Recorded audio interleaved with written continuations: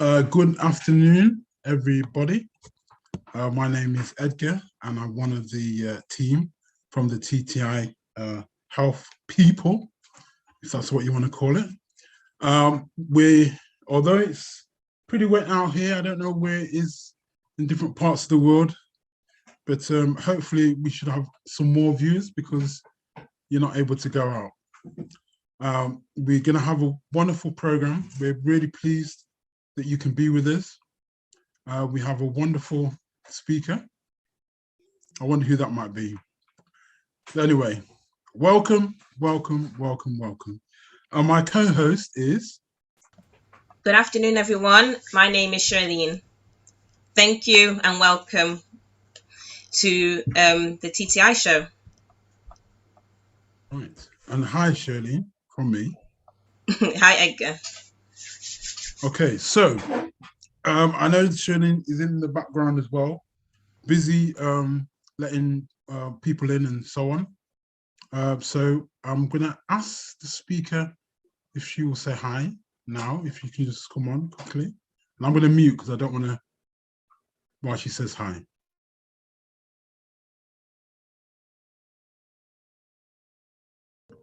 Hello.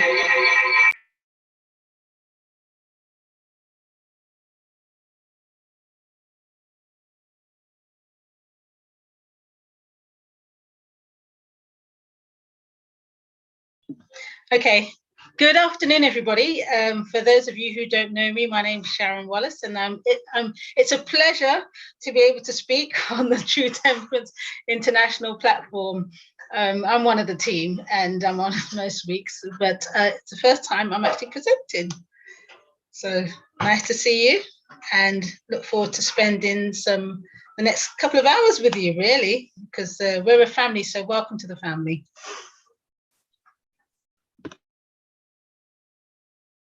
Right, you're back with me. As I said, I'm saying hi to everybody. I'm sure we've got lots of people from all different places. We're gonna run a promo slide now. So if you just bear with me as I put that, as I share screen to do that. So just bear with me.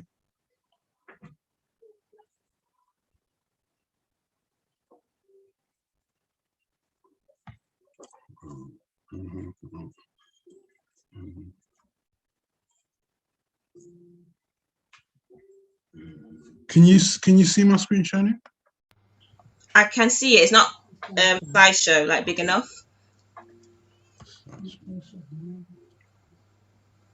Just go across the top of the slideshow. Yeah. Is that okay? Great. It is. It's all sorted. Okay. Right. We're gonna go through this. Sharon, are you able to talk through the slides? Yeah. Yes, that's fine. Okay. So I'm gonna leave it for you to talk, and I'll do the slide. Okay, so welcome everyone to the Family Health Show Season 2, and it's all about your body, knowing your body, fearfully and wonderfully made.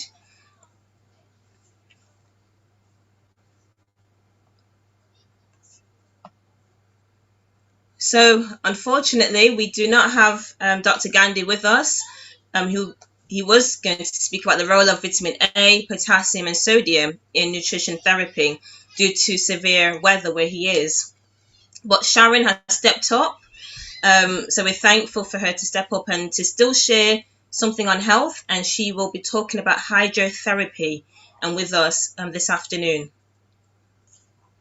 So as we always do on every show, our disclaimer. So only please could you mute for us. Only a physician can diagnose, treat, and prescribe for illness or disease. Any information disclosed or discussed at the TTI Zoom talk show is for educational and informational purposes only. Please continue to seek professional medical advice from your general practitioner regarding any illness or disease you may be suffering from. Okay, so we have our Telegram groups. We have a spiritual health group, men's and women's. The spiritual one is all about encouragement and devotions. Yesterday, Remnant Connections, they collaborated with TTI and going through the Great Controversy. So they did chapter 1 yesterday. So if you would like to join, I think there'll be for next week as well, for next Friday. So hopefully it's every Friday. So please join us with Remnant Connections on every Friday at 7 o'clock. So this spiritual health group discuss about the Bible study, words of encouragement, devotions, and so forth, even prayer. Can't forget prayer. So those who may be going through any troubles, or family members or friends, they will ask for prayer on the spiritual group, and that's where everyone will come together. We have our men's and our women's group, where we talk about the challenges that may be set from the presenters, any health concerns people may have, any health tips that people may know or would like to share. That's where the men and women's Telegram groups come in. So please join us on these platforms. The URL link is there. I will try and place it in Zoom for those who are new. And for those who are on YouTube, please take note, or one of the team may be able to put it on YouTube for you. Plan Easy Cooking Session. So this one's with Janine. Registration is still open. I did join last week and it was absolutely amazing. Amazing food. We did banana smoothie. You was muted a moment. Oh, sorry. And we did. I'm not sure. Can you go back to the beginning of the slide? For Plan Easy? Yes. Yeah, so Plan Easy. This is a virtual cooking session via Zoom, and Janine is talking about mood foods that help fight depression and anxiety. Myself and Sharon, we was on last week, and the food was absolutely amazing. We did burritos with tofu, which is really good, tofu. We did banana smoothie with the various seeds like hemp and sesame. We did quite a range of dishes. I think we did four dishes in that short space of time. So it was really good, and she even threw out a health talk as well. So please join. Registration is still open, so please contact Janine if you'd like to join for tomorrow's session on quick lunches. When I saw the menu, it looks amazing. So please join. Please contact Janine for more information.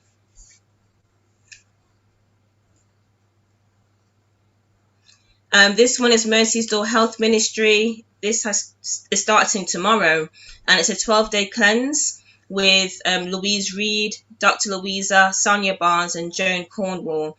And it's a colon, gallbladder, and a liver flush, which is all important. All these organs are important to cleanse, get rid of toxins that we do not want in our system that can make us sick. So please contact Louise for more information as it starts tomorrow. Okay, this one is also tomorrow, Liberty, Conscience and Health. So please join AHR health reformers as they examine the recent threats to our liberty, our conscience and our health.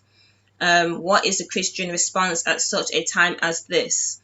And this is with Dr. and Pastor Conrad Vine and Dr. and Pastor Sam Davis. So you do have to register. Please visit www.ahreformers.com or email them ahreformers@gmail.com to register.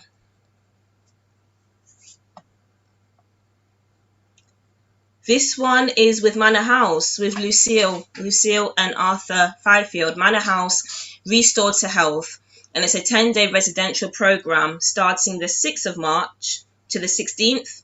And for the morning and evening devotion, I have a special guest speaker, Andre Crawford. So please visit Manor House. It's at the bottom, www.manorhouse untitled.health.co.uk, or please contact Lucille on the telephone number provided on the poster if you would like to book your spot. And we just want to thank you all for your support. We wouldn't have a show without you, really. So we thank you all for joining us, supporting us, whether it's donations, whether it's prayer, whether it's sharing with other people who you know.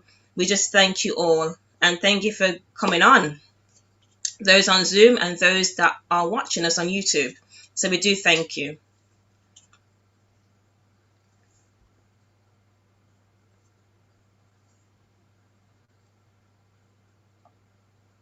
Thank you very much, Shirley. That was very well done. I think you're becoming like a professional. I tried. I tried. Now, it's like a marathon. Now, we have some really, really exciting news. I mean, I don't really get excited about a lot of things, but this news is, I think, is really exciting. And I'm hoping that as time goes on, we will have a momentum where we have a lot of people coming together to take part in this program. We're asking that our TTI viewers will join hands with us as we try to put this program together. And I believe that this program is spirit-led. And Shirley is going to do a quick video, and then I'm going to quiz Shirley on what is going to take place, because she's working hard, contacting people, speaking to people with regards to the venue, and so on and so on and so on. So without me saying any more, I'm going to hand it over to Shirley, and she's going to screen share and show you what we're thinking about.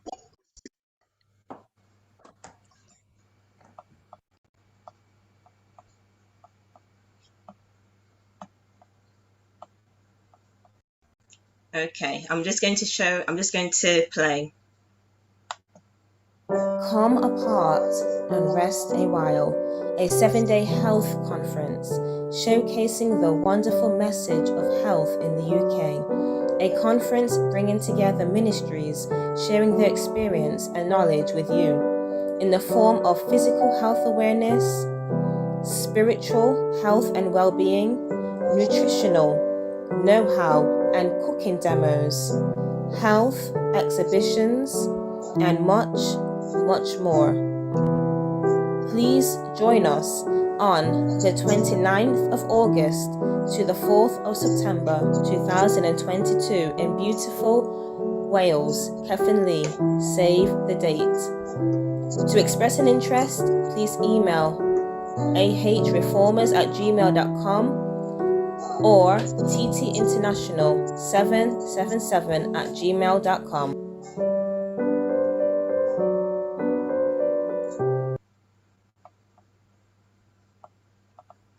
Okay. Very good. So I like the music. I'm glad you do, Edgar.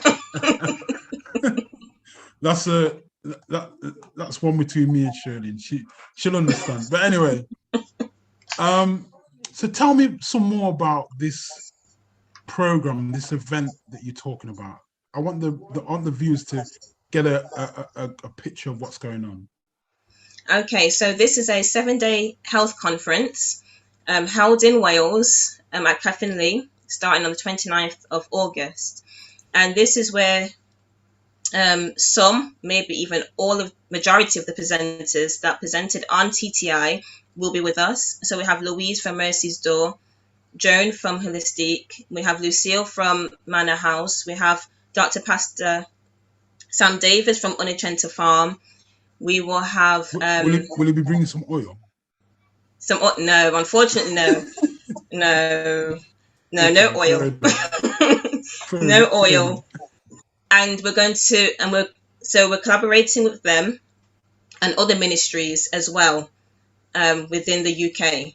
So I'm not going to name, but there's going to be more ministries that's going to join with us.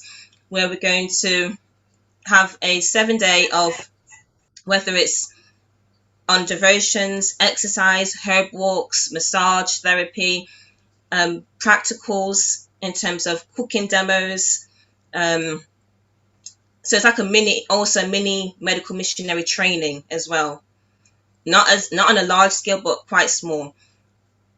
Bible studies. So we're going to do quite a few things in this 1 week, and also a health expo where we're going to bring in the community as well, the community in Wales. So if you'd like to join us, please save the date. More information will follow in terms of prices, in terms of our main speakers, but please just save the date if you'd like to join us. Somebody's just put in the chat how many people. I don't quite know what she means. So if you could just explain what you're trying to say. Definitely, what kind of size venue is Definitely? Size? Did you say size? In terms of how many people could we be able to accommodate? Well, we could accommodate.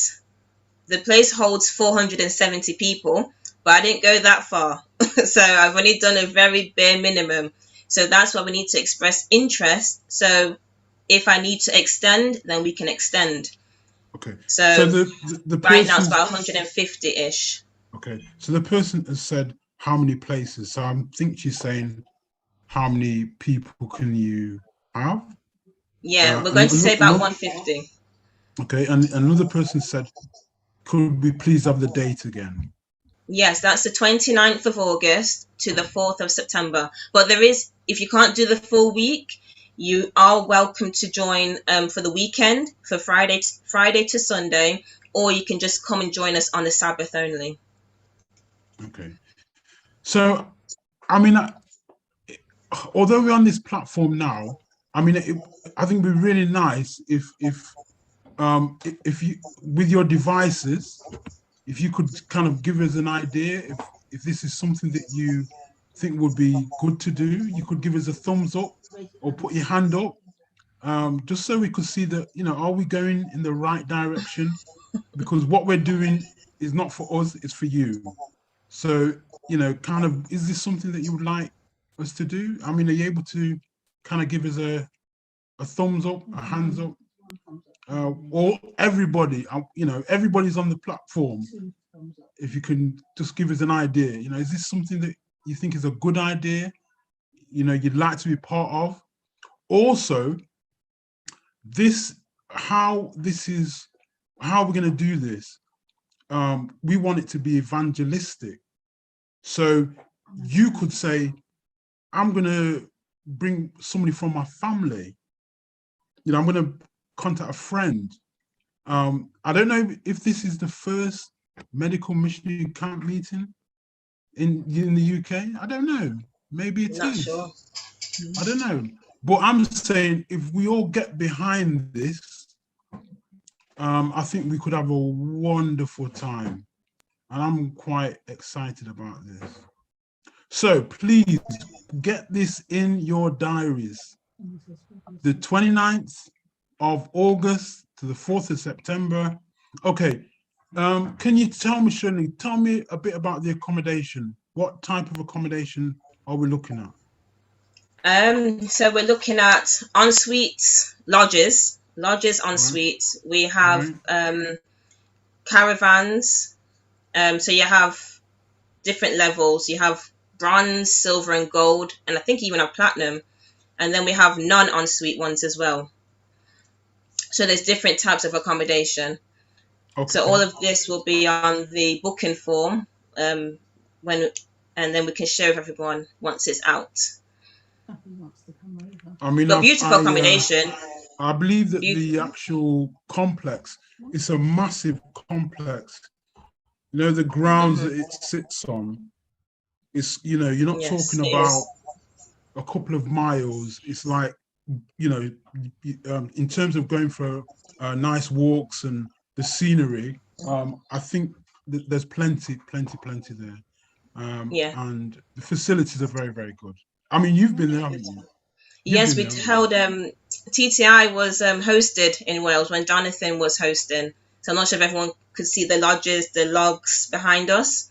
Yes, but that's where we was in September or November. One, I can't remember which one it was. Yes, but it's a beautiful, beautiful place. Okay, so this is something that, as I was saying before, that you can invite a family member, a friend, a church brethren, a work colleague. We want this to be evangelistic, and I kind of was hoping that I'll see lots of hands go up. I only saw a few hands go up.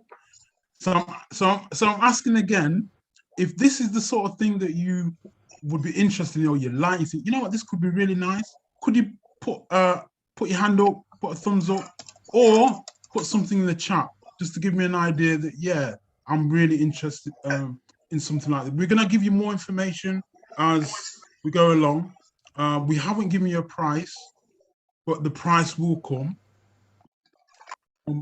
But we need to have a certain amount of people for it to be viable.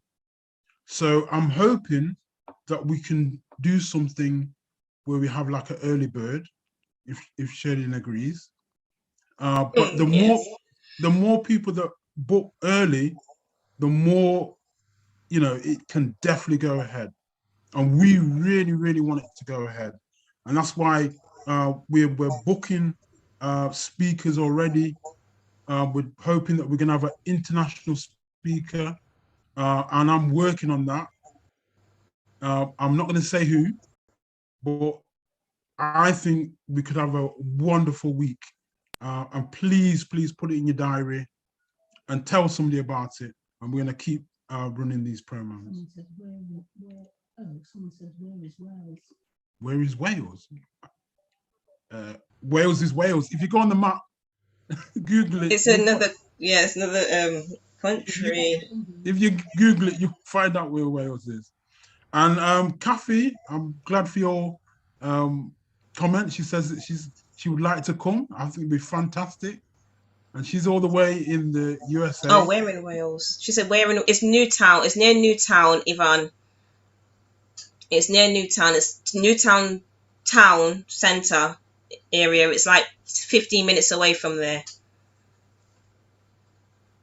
So we'll be promoting this again. We're going to promote it on the Telegram groups and all the different groups. But please put it in your diaries. Tell somebody about it. And I think we're going to have a really, really good time. What do you think, Shirley? I totally agree. Yeah. And also to meet you all in the flesh, those who we don't know, but we know you on Zoom. And then also to meet other people in the community and to share with them as well when it comes to the gospel of health. Yes, excellent. Now, we'll come back to that again. We're going to do another promotion of that again before we finish. But now we are going to go to the speaker for today. So if Sharon, would you like to show yourself wherever you are? And we're gonna do a presentation on hydrotherapy. And thank you very much.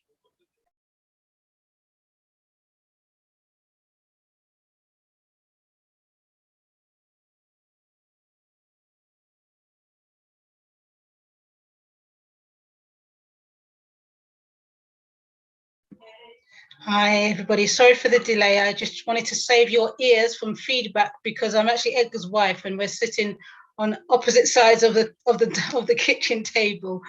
So I'm just going to share my screen. And I think I also need to disable annotation. So disable annotation for others. Here we go. All right. So can you see my screen? Can you hear me? Can you hear me? Can. Yes. I think you can. Right. If you can't, just let me know, Shirley. Okay, right. So good morning, everyone, again. Sorry, I am on the wrong slide. I'm just going to have to stop share and call up the right one. Sorry about that.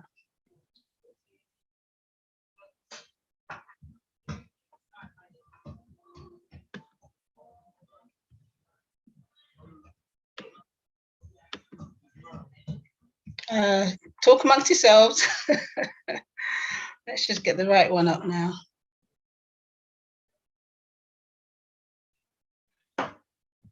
We will get there.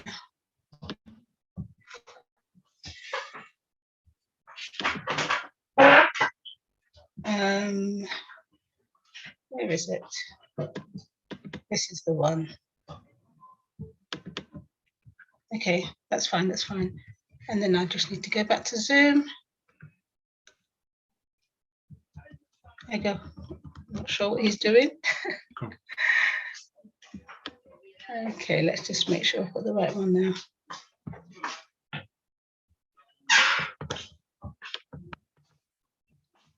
I think this is the right one. Yeah. Okay. So let's go back to Zoom and screen share. Do bear with me. It's just something that was put together quickly. Okay. Can you see my screen? Yeah. I hope this is the right one. Right, okay, yes, so good afternoon, everybody, morning, good evening, wherever you're joining us from. For those of you who don't know yet, my name's Sharon Wallace, and I'm going to speak with you about one of nature's remedies handed to us by the great physician himself through the method used, hydrotherapy. I'll give acknowledgements at this point to Dr. Joanna Kim for some of the PowerPoint slides that she's given, that she's kindly shared with me, and I've adapted for today's presentation. So, and this was a medical missionary that did some training online, and fantastic. She blew me away. So you never know, you may see her on TTI. Okay, so moving on. So hydrotherapy, what's that all about? Well, obviously the hydro bit means water, and therapy means a treatment that's intended to relieve or heal a disorder. Now, water can be used both internally, glug, glug, glug, where's my water bottle? Not right here, but it will appear, and externally to optimize or improve your health. So today we're going to actually be focusing on both the internal and the external use of water with some practical hydrotherapy examples.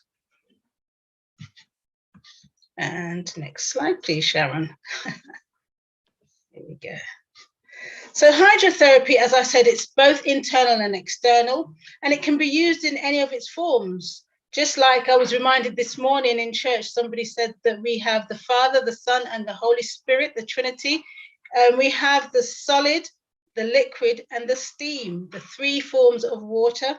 Okay, and God has provided those for us for health promotion or treatment of various diseases with various temperatures, pressures, duration, and sites. So where you place the water. And it's one of the naturopathic treatments used widely in ancient cultures in places such as India, China, or Egypt.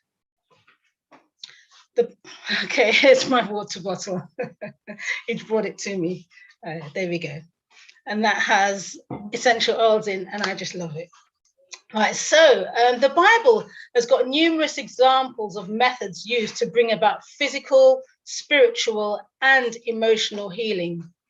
We can see here we've got the Word of God, and there's examples there in Matthew 15:28 and Matthew 8:13. So you might want to take a screenshot of these, this slide. We have prayer, where God prayed, for instance, when Lazarus came out of the tomb. You know, he specifically called Lazarus, and he was the only one that came forth. We have water, which we're going to be talking about. Now, I'm going to say possibly maybe two examples of water here.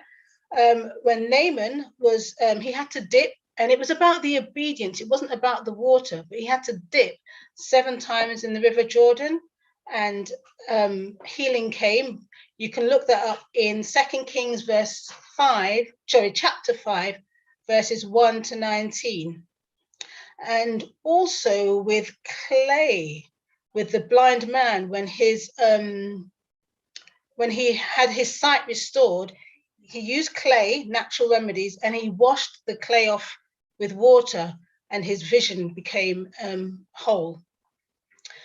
We also have examples of oil with the alabaster box, with Mary anointing Jesus, the feet of Jesus. And I think this one is a double one, because yes, Jesus was reminded about his future, but it was also therapeutic to Mary as well, psychologically therapeutic.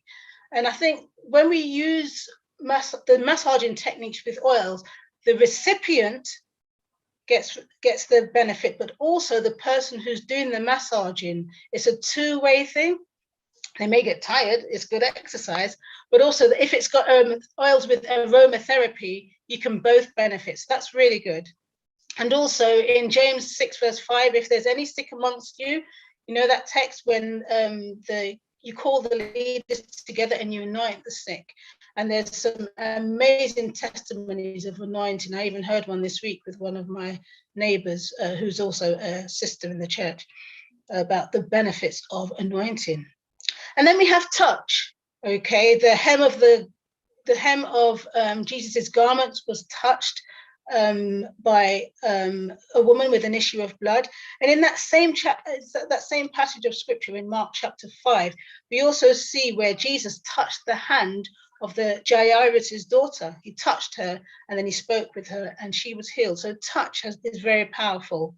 And as I said before, there's clay. There's an example in John 9 verse 6 where clay was used. So there's many instances. This is just a few. There's many instances in the Bible where we can see that natural remedies have been used to help with healing the illnesses, treating disorders, and there's so much there. What has God done for us? He provided water for us. So let's get back to water. He provided water for us in nature. And we can find about this in the book of our beginnings. In Genesis chapter 1, verses 1 to 2, it says, in the beginning, God created the heavens and the earth. And the earth was without form, so it had no shape, and void, it was empty. And there was darkness that was upon the face of the deep. And the Spirit of God moved where? Upon the face of the waters. That was there from the very beginning. And in verse 7, we're told that the world was created with water underneath and water above the atmosphere that we breathe. So we have the sky, and there was also water underneath the atmosphere. Okay. So a quick observation of the globe will let you know, or reveals to us, that our world is approximately 70% water. So the earth, as we said, came out of the water. And isn't it interesting that our bodies are also about 70% water? So when we're in the prime of our life, that's when it's about 70%. When we're younger, there's more. When we're older, the percentage of water decreases, a bit like a grape turning into a raisin. Here we go. Here's a grape. Okay. Oops, and I dropped them. Okay. So yeah, as we age, we start to lose water, but it's okay. I've got it. I've caught it. Okay.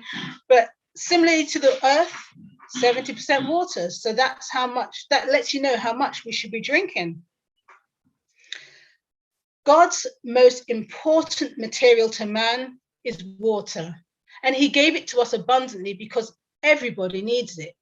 It's necessary for the small creatures and the larger beasts. We all need water. In fact, every living cell needs water to survive.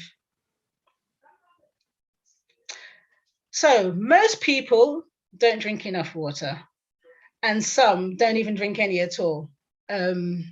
Yeah, the recommended daily amount is 8 to 10 cups, but that doesn't include hot chocolate, coffee, tea, soda.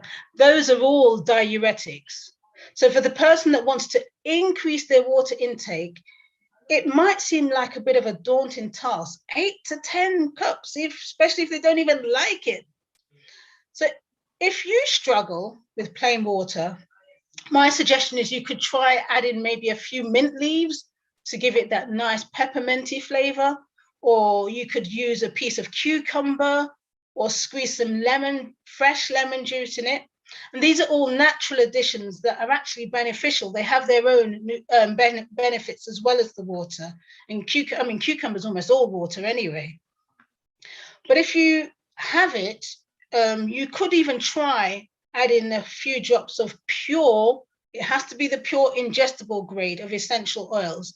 And that way you could get the flavor that can encourage more drinking, plus you get the bonus of the benefits of the immune system of the plants, because the essential oils are actually the immune system of the plants.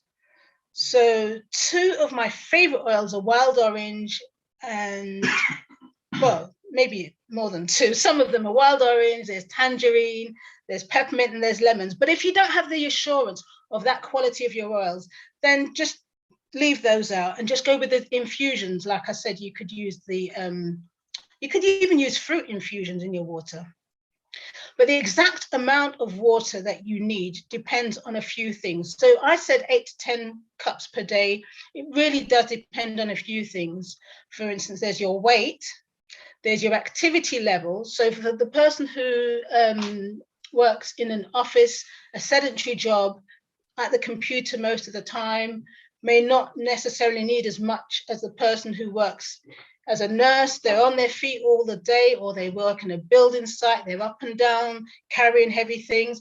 So they would need more. So obviously that has a factor into how much water you need, because you're sweating more, you're perspiring more, you need to replenish those levels of water.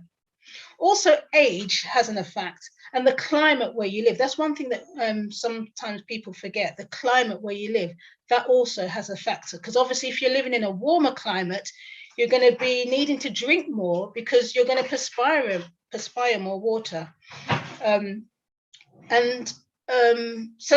So long as you are taking in, I mean, I've put 8 to 10 cups per day. That is approximation. So 2.5 liters. It could be that you need 3 liters or 3.5 or just 2. It really depends on your requirements. But there are some calculators that you can use, some online calculators. And so if you tapped into one of those on your computer, and it asks you for your name, it doesn't ask you for a name, sorry, it asks you for your age, your gender, your body mass index, which would be your height and your weight. It asks you for a variety of things like that. And it comes up with a suggestion of how much water is ideal for you personally to drink. So we're going to come back to that at the end, because that's going to be built into your challenge. Okay, I haven't forgotten the challenge. Another indicator of whether or not you're drinking enough water. Does anybody know? Would anyone like to unmute and tell me what I'm thinking about?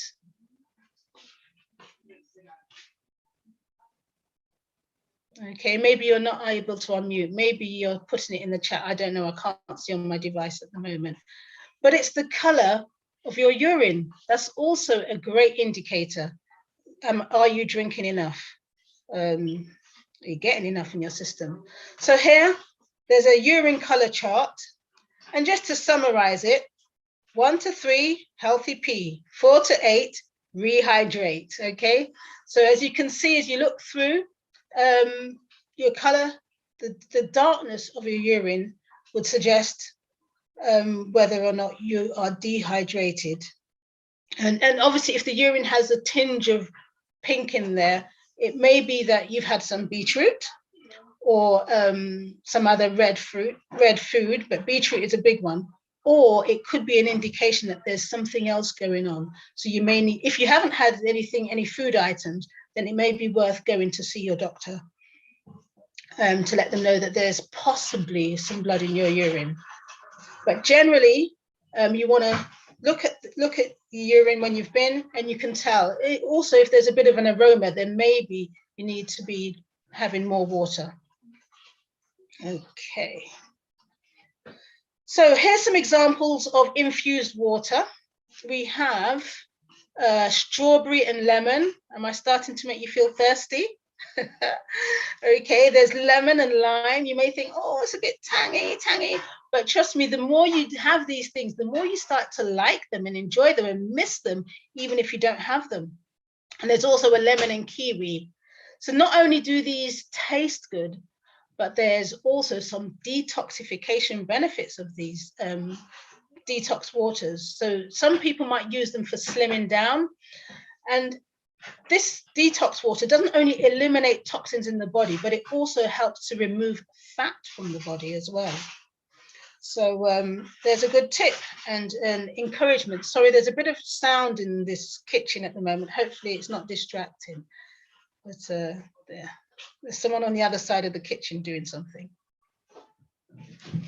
So what are some of the other benefits of water? Okay, so getting a good amount of water into your system can help with skin condition, especially as we age. It can help to reduce muscle pain and arthritis. It can help to optimize your blood pressure. Drinking water can help with weight loss, and it can also help to increase your immunity. In this toxic world, we've got many people asking, how do I boost my immune system? You know, there's all these viruses going around. One simple answer could be, are you drinking enough water? That can help to boost the immune system. So there's many benefits. These are just a few that I've mentioned. Water can also help with brain fog. Some of the signs of dehydration could include constipation, which you might notice in the morning, chronic fatigue, and obesity. So if you feel tired when you wake up in the morning, then perhaps drink some water to clear you, to help you have a clear mind. And that is really the best time to get your water in. To start, obviously you're not going to glug it all down in one go, not all 2.5 liters or whatever, but you can start your water regime, if you want to call it that, or your hydration. You can start your hydration in the morning. It helps to clear your mind. It helps with with constipation. And one thing, here's another. This wasn't in my notes, but here's one for you. So if you know somebody that's struggling with constipation, when they rise in the morning, you could drink 1 liter of warm water, or hot water, but warm water. Not too hot though, yeah. So 1 liter of warm water, and that is a lot, but we are talking about it as a remedy. So for someone who's constipated, you drink that, and then probably within, so you need to drink that in the first hour, preferably sooner than an hour, and then you should see some changes. Okay, there should be some relief of constipation. That's one suggestion. I'm not saying that's the only suggestion, because there's a number of reasons why individuals could be constipated, but that's a little tip for you. So with all this water drinking, how do you stop constantly needing to go to the toilet, especially if you're at work? You know, you could be working, you think, oh no, or you know, maybe you've got a speaking appointment and you think, I can't keep going to the toilet. They've told me to drink so much. So holding your urine for a long time after drinking water can be a problem. You don't really want to cause any damage to those kidneys. So what can you do? Well, don't rush to drink all your water at once, as I said earlier. But what you can do is actually add a small pinch of salt. I'm not talking about table salt. I'm talking about good quality salt, sodium chloride. Sodium is an electrolyte that regulates the amount of water in the body. So you could just put a very small amount of salt in perhaps your morning bottle of water or your morning glass cup, and that can help your body to retain water in the cells. And it also helps getting nutrients from the small intestines. So a small amount of salt is good. If you don't have enough salt in the body, your cells can't retain the water, and that causes your cells to dehydrate. So you could use maybe Celtic salt or pink Himalayan salt. And there may be some other salts as well that is going to be beneficial, but those are two that I'm suggesting: pink Himalayan or Celtic salt. And you would drink it slowly, so maybe no more than 2 cups at a time, unless you're doing the constipation thing to unclog you. But generally you're looking at no more than 2 cups. I mean, that could be like your 5-litre bottle or a little bit more than that. This one here holds a bit more than 5 litres, but about that amount, and that's sufficient.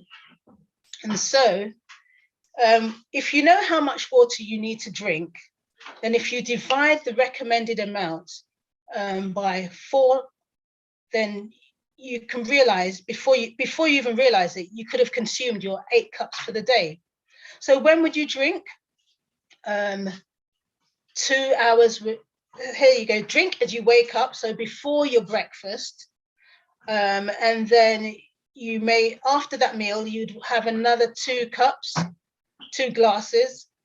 But before your next meal, which would be lunchtime, if you are having a 2-meal or 3-meal plan, you want to make sure that you're not drinking within the 30 minutes before your meal. So you drink as you wake up, then you're going to wait at least half an hour before your breakfast. And then after your breakfast, wait 2 hours before your next 2 glasses. And this image here, the picture I'm sharing with you, is that you need to exercise caution, because many of us are used to having a glass of drink or water with our food, and we may wash down the food. Do not do that, okay? That's not the way to do it, because you end up diluting your digestive juices, and the food takes much longer to digest, and it stays in the body and it putrefies and it causes gas. And so it's a not good practice to be drinking and eating at the same time. Plus you get full up with your drink and you don't want to eat all your food. That's what I was told when I was little, and it's true. Okay. And the other thing is, if you're doing whichever plan you're doing, whether it's a 2-meal or a 3-meal plan, remember, no snacking in between each meal. So if you've got like a 5-hour gap, you've got enough time to get all the water in that you need to get your hydration, to plan your hydration for the day. So there's lots of time to drink when you're not snacking, okay? Because remember, if you snack, it's like you start in the washing machine all again. The timer on the washing machine is like your digestive system. So you wouldn't keep starting the timer on your washing machine, but every time you drink, it's like you're restarting the digestive process, because you're changing the constitution in your gut. So what kind of water should we be drinking? If you drink water that's too cold, that can be harmful for your blood and your digestion. And if you're drinking water that's too hot, you could be burning yourself. And so you want your water to be warm or room temperature. But I understand if you are having like a tea, then yeah, you can have hot tea, but you don't want it to be too hot so that you're burning yourself.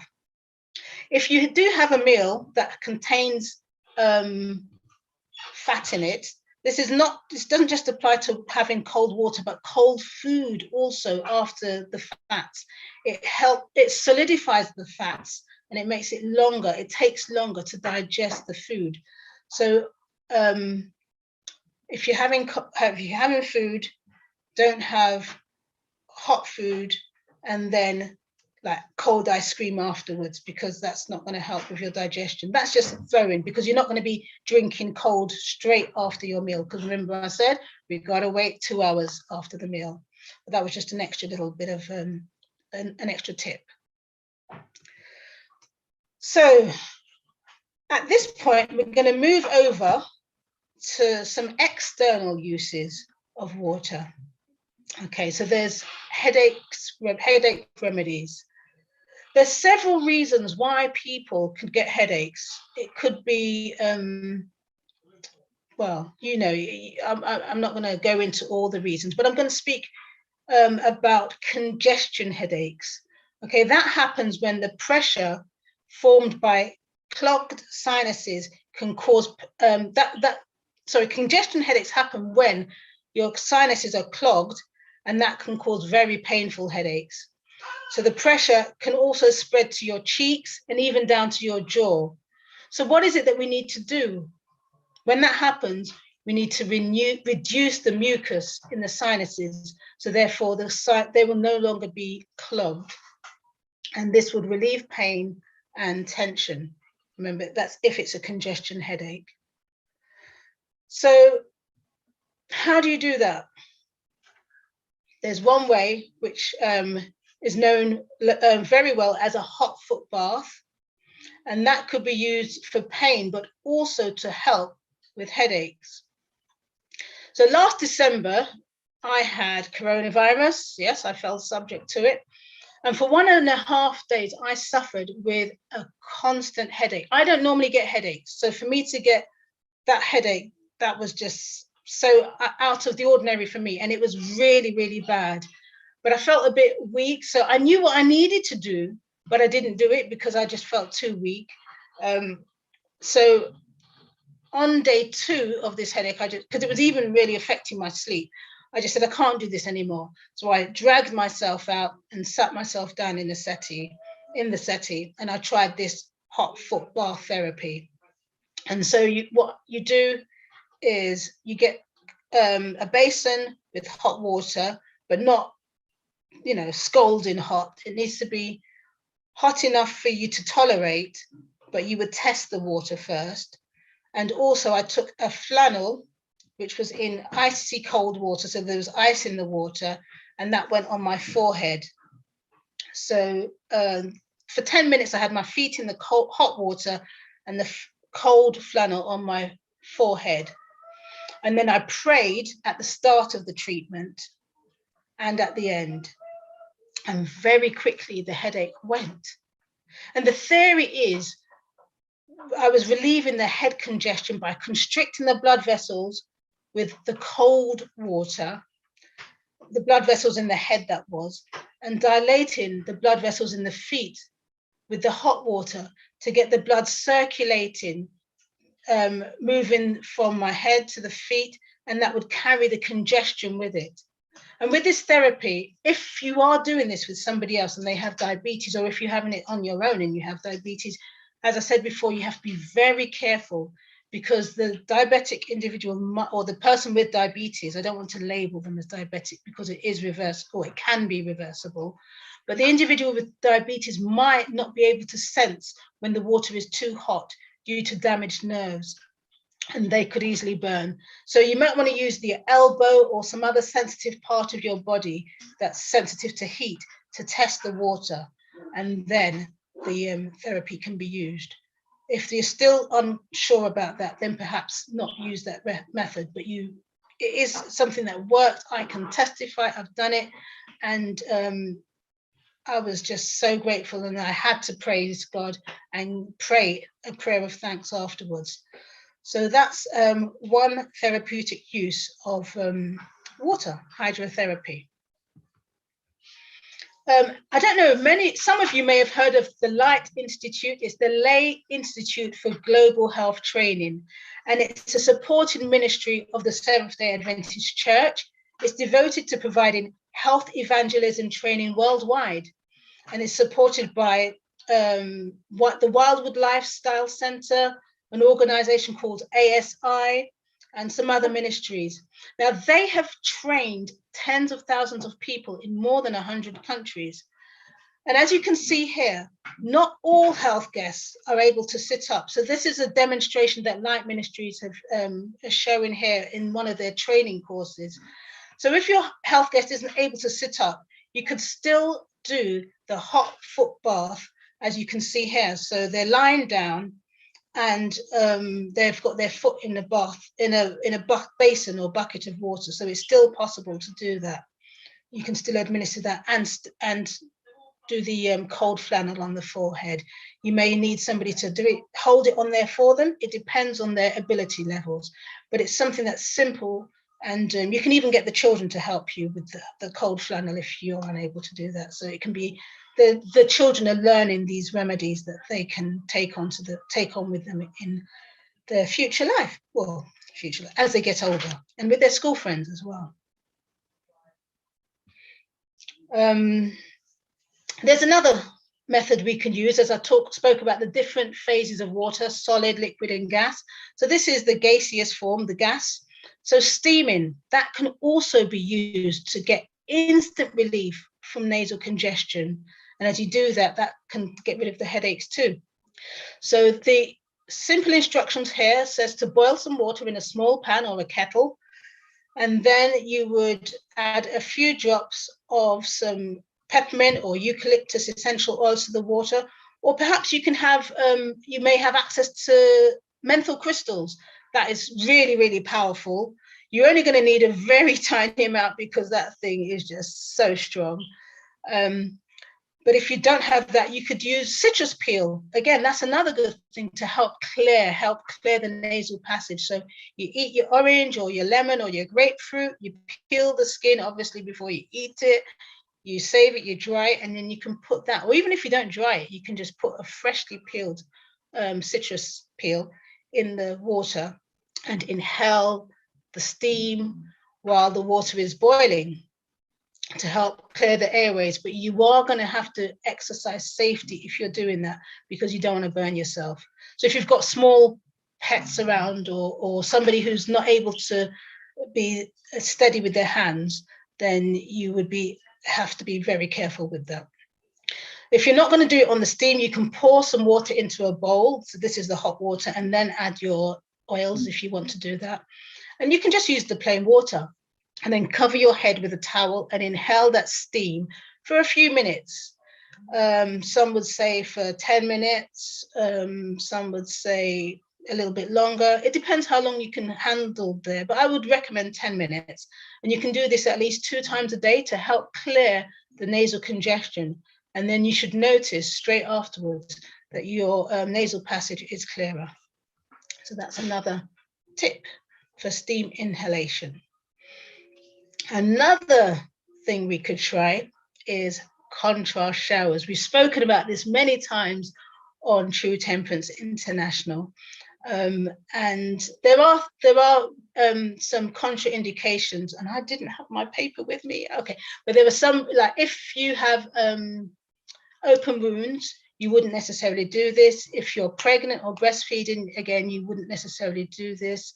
But if you are going to do this, you could, in fact, next week, I will try and remember the contraindications, or at the end of this talk, I'll run and find them, and then I'll come back down and get them.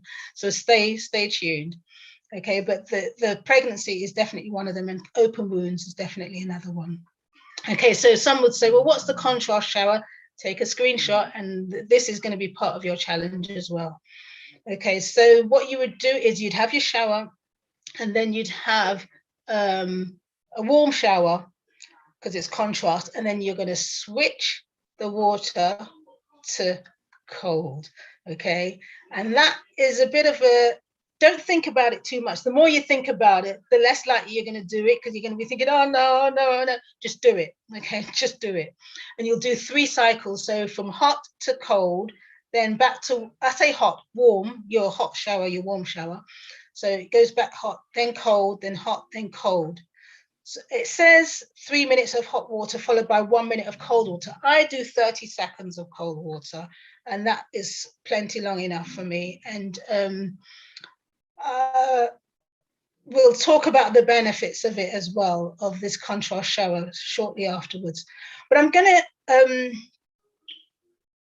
say that the benefits is not just for those who are unwell. You don't have to be unwell to experience the benefits. It is something that can just boost. I did one this morning because I just like to do them on Sabbath mornings, and it's just so happened that I ended up having to speak about it. So it's better to talk about it if you've done it yourself. And it is something I do even in cold England. We're in winter, we've got very cold temperatures. It was actually snowing yesterday, but even in these cold temperatures, I am doing the contrast showers because it is so good for you. It really is. I'll mention a testimony at this point. Now, I was talking to a lady at the bus stop probably about a year ago, actually. I was telling her about the contrast showers. And then about 3 weeks ago, she said to me, Sharon, are you still doing those hot and cold showers in this cold weather? And I said, yes, I am. And she said, oh, how can you? And I said, because it's so good. It just revitalizes you. And then, so she tried it. Okay. And I think it was 2 weeks ago, she said to me, oh, guess what, Sharon? I was like, what? She said, I did the Contra shower. And this is a lady that we just see each other at the bus stop every day, and we talk on the bus. And so there's different ways you can share these remedies, these treatments with people that you know. And but one thing she didn't do is she stayed in the shower for too long. So remember, you don't want to stay in there for too long because you may end up getting hypothermia. So I think 30 seconds is quite long enough. But if you are able to do 1 minute, you may think, you know what, this is easy. I'm used to this anyway. Then it's your choice. But remember the disclaimer at the beginning, okay? And when you do this, you want to finish with a cold shower. So the last thing you do in the cycle is cold. And then you warm up quickly with your towel, you rub yourself dry, and that helps to get the circulation going. So the idea of this is it's getting it's almost like pumping your blood through, because you do have the heart as a pump, but it's almost like another kind of pump, like an external pump. And it also helps with your lymph system to get that going around. So some benefits of the contrast baths and showers, because some people actually do it in the, you know, they'll get in a cold bath. I don't know how they do it, but they do it. So the benefits, there's several. So I'm just going to list a few, I think maybe 10. It helps to increase your blood circulation, as I said, and promote circulation through the relaxation and the contraction of your blood vessels. Okay. It can also help to relieve congestion and blockage. These contrast showers can help to actively supply oxygen and nutrition to your cells at the application area, because even if you can't get in the shower, or the health guest can't get in the shower or in a bath, you can still do a hot and cold treatment on a knee, for instance, that might be swollen, or, you know, or it's got pain, or another area of the body. So it will help to bring nutrition at that application site.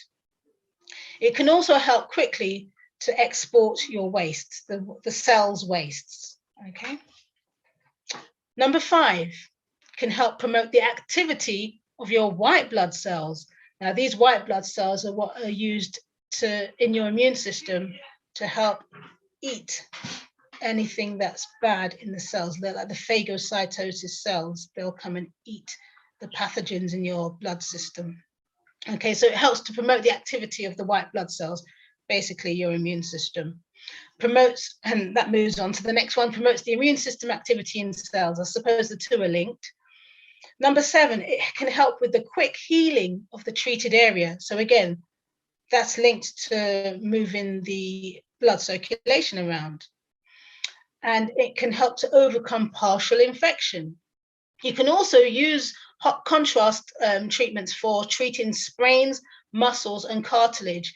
So if someone plays sport quite a lot, and you know, when you play sport, you get, or you do an activity, your muscles tend to ache quite a lot shortly, maybe the next day or two afterwards. By doing this contrast treatment, it can help you to recover quicker. And many sports people will do the contrast showers. I remember at the beginning when we used to do the TTI show 2 years ago, almost, was it over 2 years ago? Yeah, over 2 years ago. One of our hosts, Pastor Edwards, I think what's his name? Pastor Edwards? Yeah, sorry, Edwards. I can't remember his first name. I was trying to remember his first name. But yeah, Pastor Edwards, he was a cricket, well into his cricket. And he says, yeah, he's used to doing the contrast showers. So sports people may well be used to that. And it's also good for swelling and headaches. As I said before, it helped me with my headache, and it helps to get rid of edema. That's another name for swelling. So have I missed anything on this one? Here we go. Here's the contraindications. Thank you, Jesus. Okay, so the contraindications are if you have cardiovascular disease, if you have thrombophlebitis. If you have that, you'd know what it is, because I'm not sure, but I did look. That was my homework, to look up what thrombophlebitis was. It's obviously some kind of inflammation, and I think I did look it up, but I forgot. Forgive me. If you have anemia, that's a contraindication, so it's not recommended that you do this. If you have malignant tumors, and then pregnancy and breastfeeding, and if you have skin disease and infection, and if there is fever and respiratory viral infections. So be careful with if any of these conditions apply to you. And as I said, there's a risk of hypothermia. So you do need to exercise temperance. Don't spend 3 minutes in the cold shower, because Sharon didn't tell you to do that. Okay, so 30 seconds is long enough for me anyway. So long as you get the contrast going, you will benefit from the therapy. So yes, you may sing a little bit. The neighbors may be wondering what's going on, because it's hard to do this without expressing vocally your the shock to the system when it goes cold. But it is, when you come out of there, it is amazing. It really feels good. You finish on the cold, but you rub warm with the towel, and the benefits are fantastic. So I'm looking forward to hearing you talk about that. But as I was talking about cold, there is another, even colder. This is another form of water, the solid form, okay? Ice. It's not the most inviting treatment, but it is effective. If you've ever visited a spa, you might notice that as well as the pool and the shower and the jacuzzi and the sauna and the steam room, they may also have an ice room. So yes, it's extremely cold.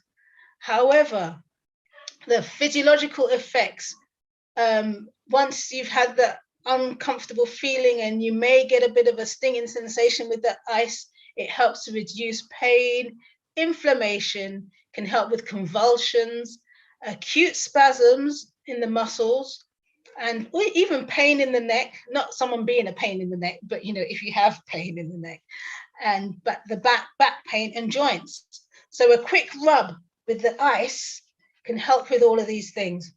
Now, I remember I went on a women's retreat before the COVID lockdowns, and we had fun in the spa. We went to the spa, and when we went in the ice room, the group of us that were there, I won't tell you what we spoke about, but that was one of the most memorable memories of being in that spa. We had fun in there.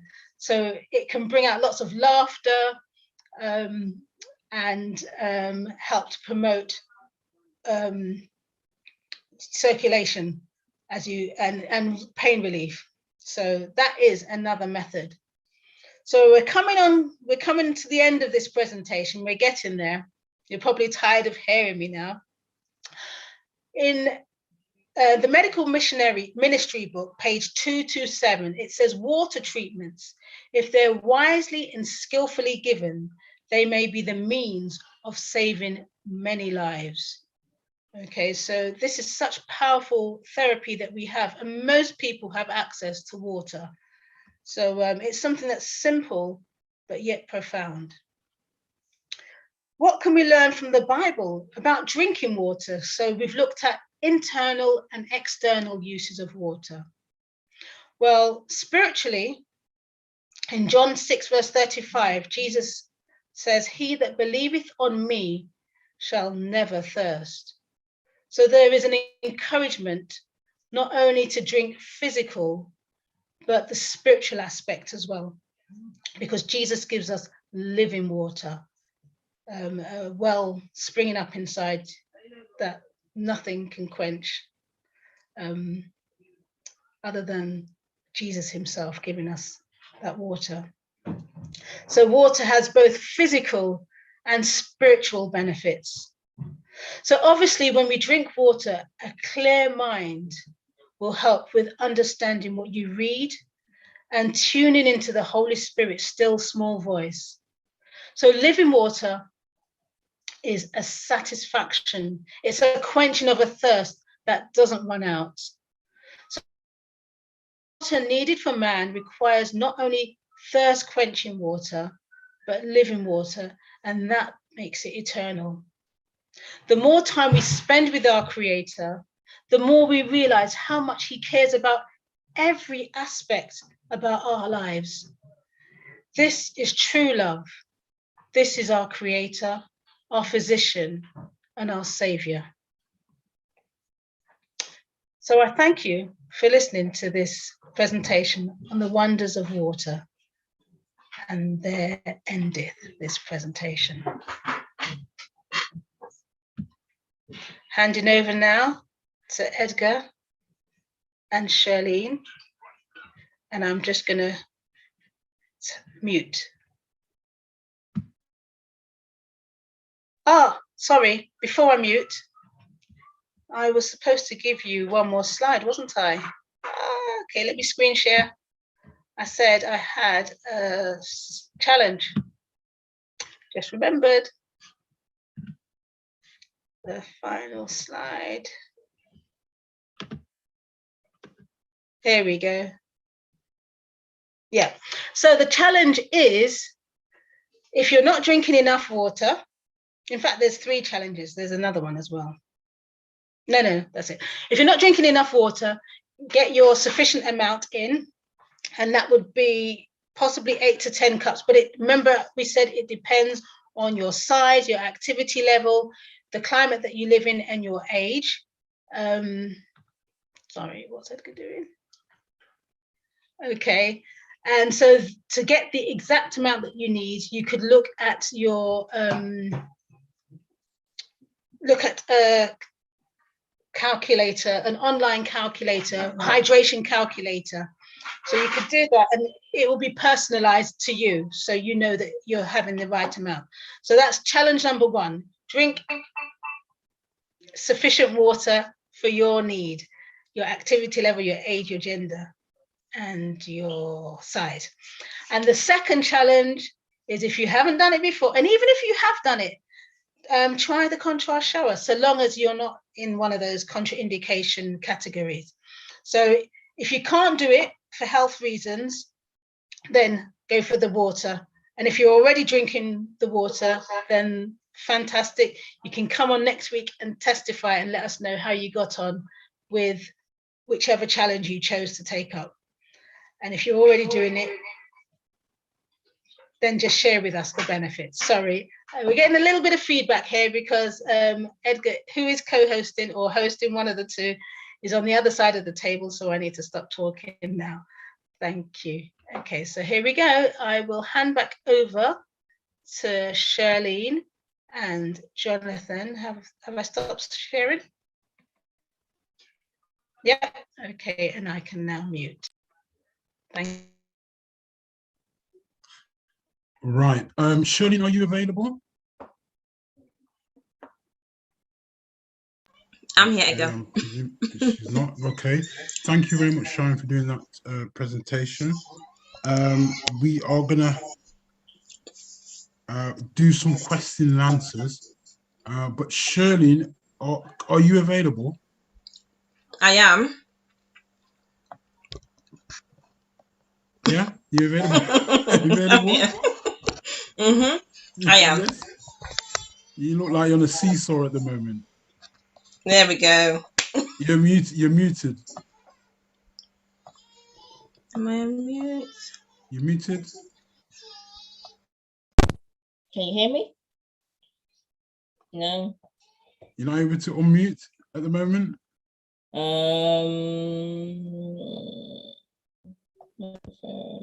Hello? No? No? Okay, all right. We'll do this a different way. So if Sharon comes round, because I can't do the 2 computers together, it's going to cause a problem. We're going to have a few question and answers. You can put your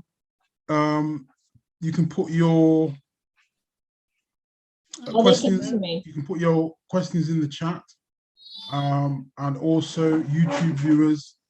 If you have a question, you can put it in the YouTube, and somebody will help to try and answer that.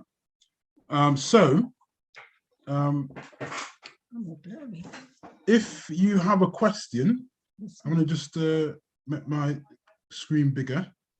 Hi, Edgar, sorry. You can ask a question now about hydrotherapy, and Sharon or one of the team. Anyone in the team. Or, you know, holistic, or who else is there? Louise, jump in and give us a hand. So, with me saying that, so if anybody's got a question, put it in the chat, or put your hand up and we'll see what we can do. Okay, so is there any questions?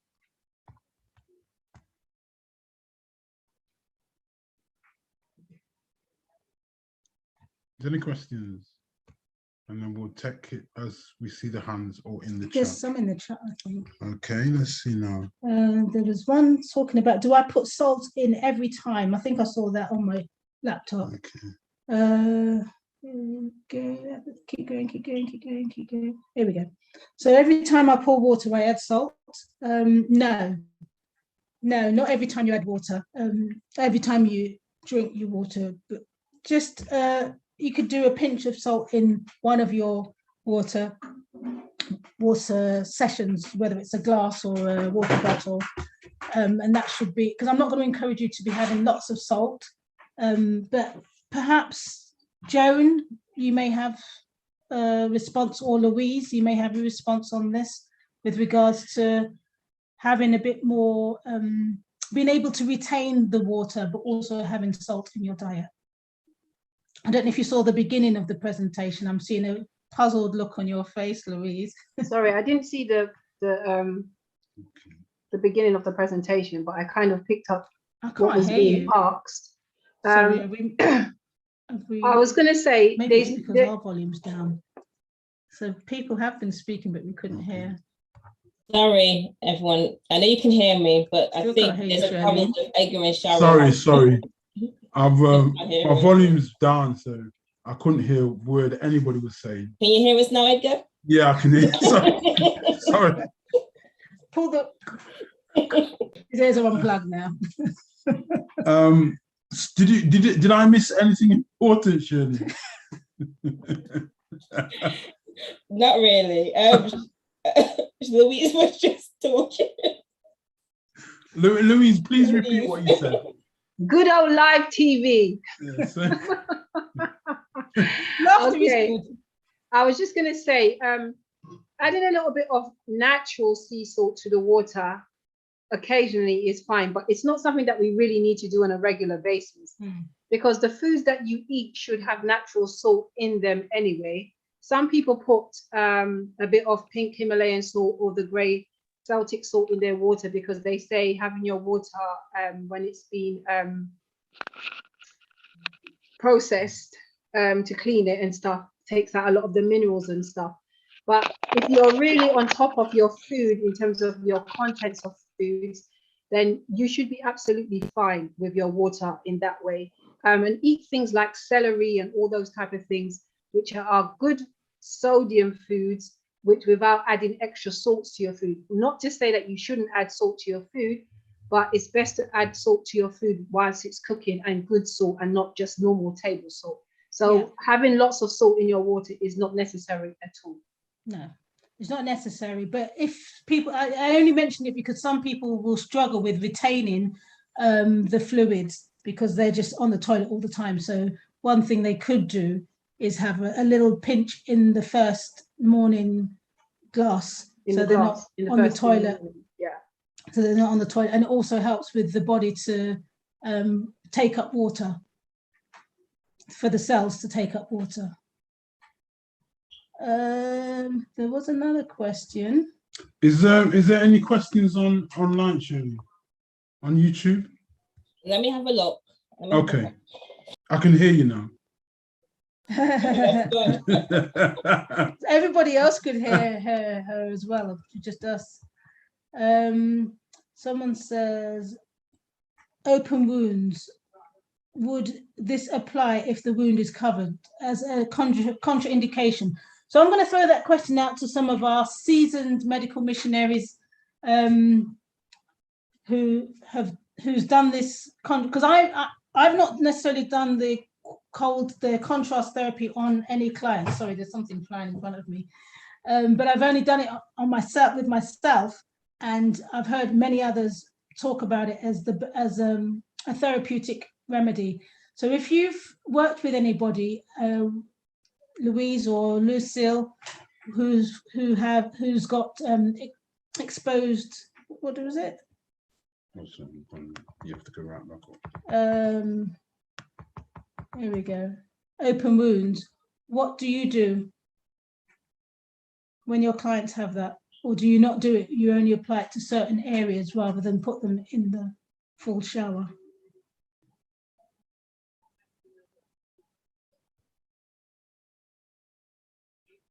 Lucille or Joan? Hello. Hi, Lucille. Hi, yeah, I've just sort of tuned in. I just heard the tail end of your question. You're talking about open wounds, is that correct? Yeah, because that's one of the contraindications for doing the contrast therapy, contrast showers, sorry. And it's recommended that if you do have open wounds, not to do it. So the person asks, what if you cover the wound? Is it okay to do the contrast showers then? I can't see the reason why not. You know, there's things that you can put on your leg. So, for instance, when I broke my leg, what really helped me was the hot and cold showers. And so I would, I got a special encase that was tight around the thigh, and I would sit and have my sit on a chair, disability chair inside the shower, and I would have a hot and cold shower, and that really helped with the circulation as well to the leg.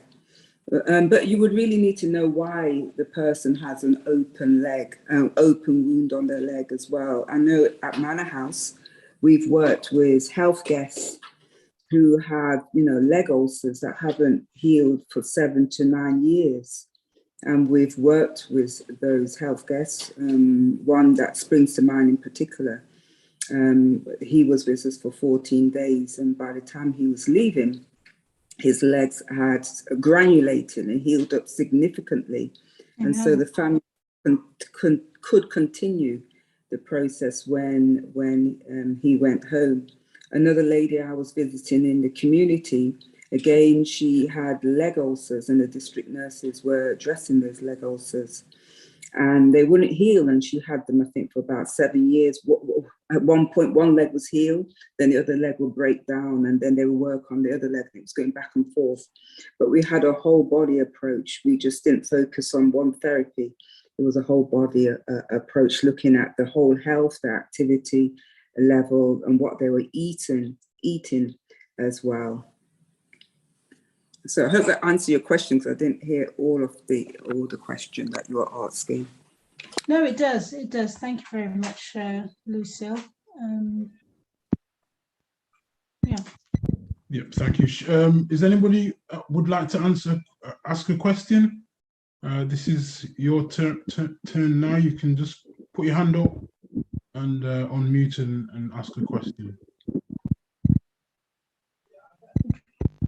Hello, Audrey. Yes, it's me. I wonder if. How are you? How are you? Fine. Good. Just wonder if a cold towel rub would do if one has got a wound, and so that you then avoid the wounded area, and you just do a cold rub over the whole body, and that would act more or less the same as your a contrast shower, because it does increase the blood supply to the area that you're rubbing. I just wonder if that would help. I don't know. I'm just asking. It's a suggestion, and obviously you'll be limited if you're going to avoid the open wound, or you could just leave that. If say for instance it's on a limb, or an arm or a leg, maybe you can leave that bit out the shower and then have the hot and cold everywhere else. But as Lucille was saying, that's not an issue for her at Manor House. And they know why the individual has the wound. So it's one of those things that a private consultation would be better, and then you can adapt the treatment to your personal situation. Does that make sense? But the cold flannel or cold towel, cold and hot, will help, definitely will help with circulation, but perhaps wouldn't be as effective as a shower. But if it's going to help to increase the blood supply to the area, to increase the circulation to the body, then if that's the method that you need to use, then yeah, and then hopefully the wound will clear up and it won't be a long-term issue.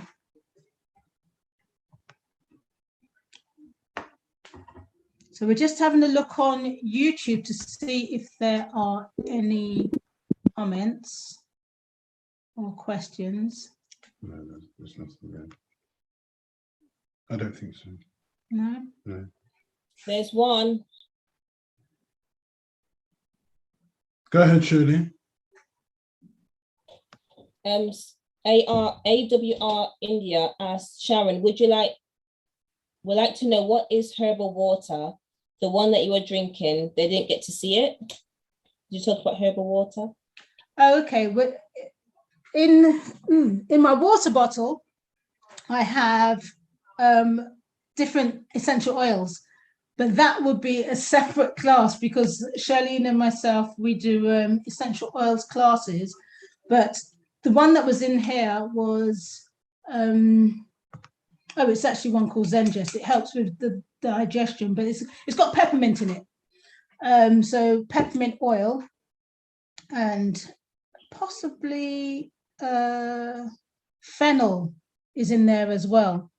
So there are different herbs that you can use to help for different purposes. So they'll have like medicinal benefits. But just to increase your water, sometimes people need that little bit more encouragement because they don't like the taste. But to me, I struggle to understand why somebody doesn't like the taste of water, but that's because that's my experience. But individuals who do struggle, then they may want to add some, like a drop of lemon juice in there, or a peppermint leaf, or a piece of cucumber. And I was talking about infusions, water infusions.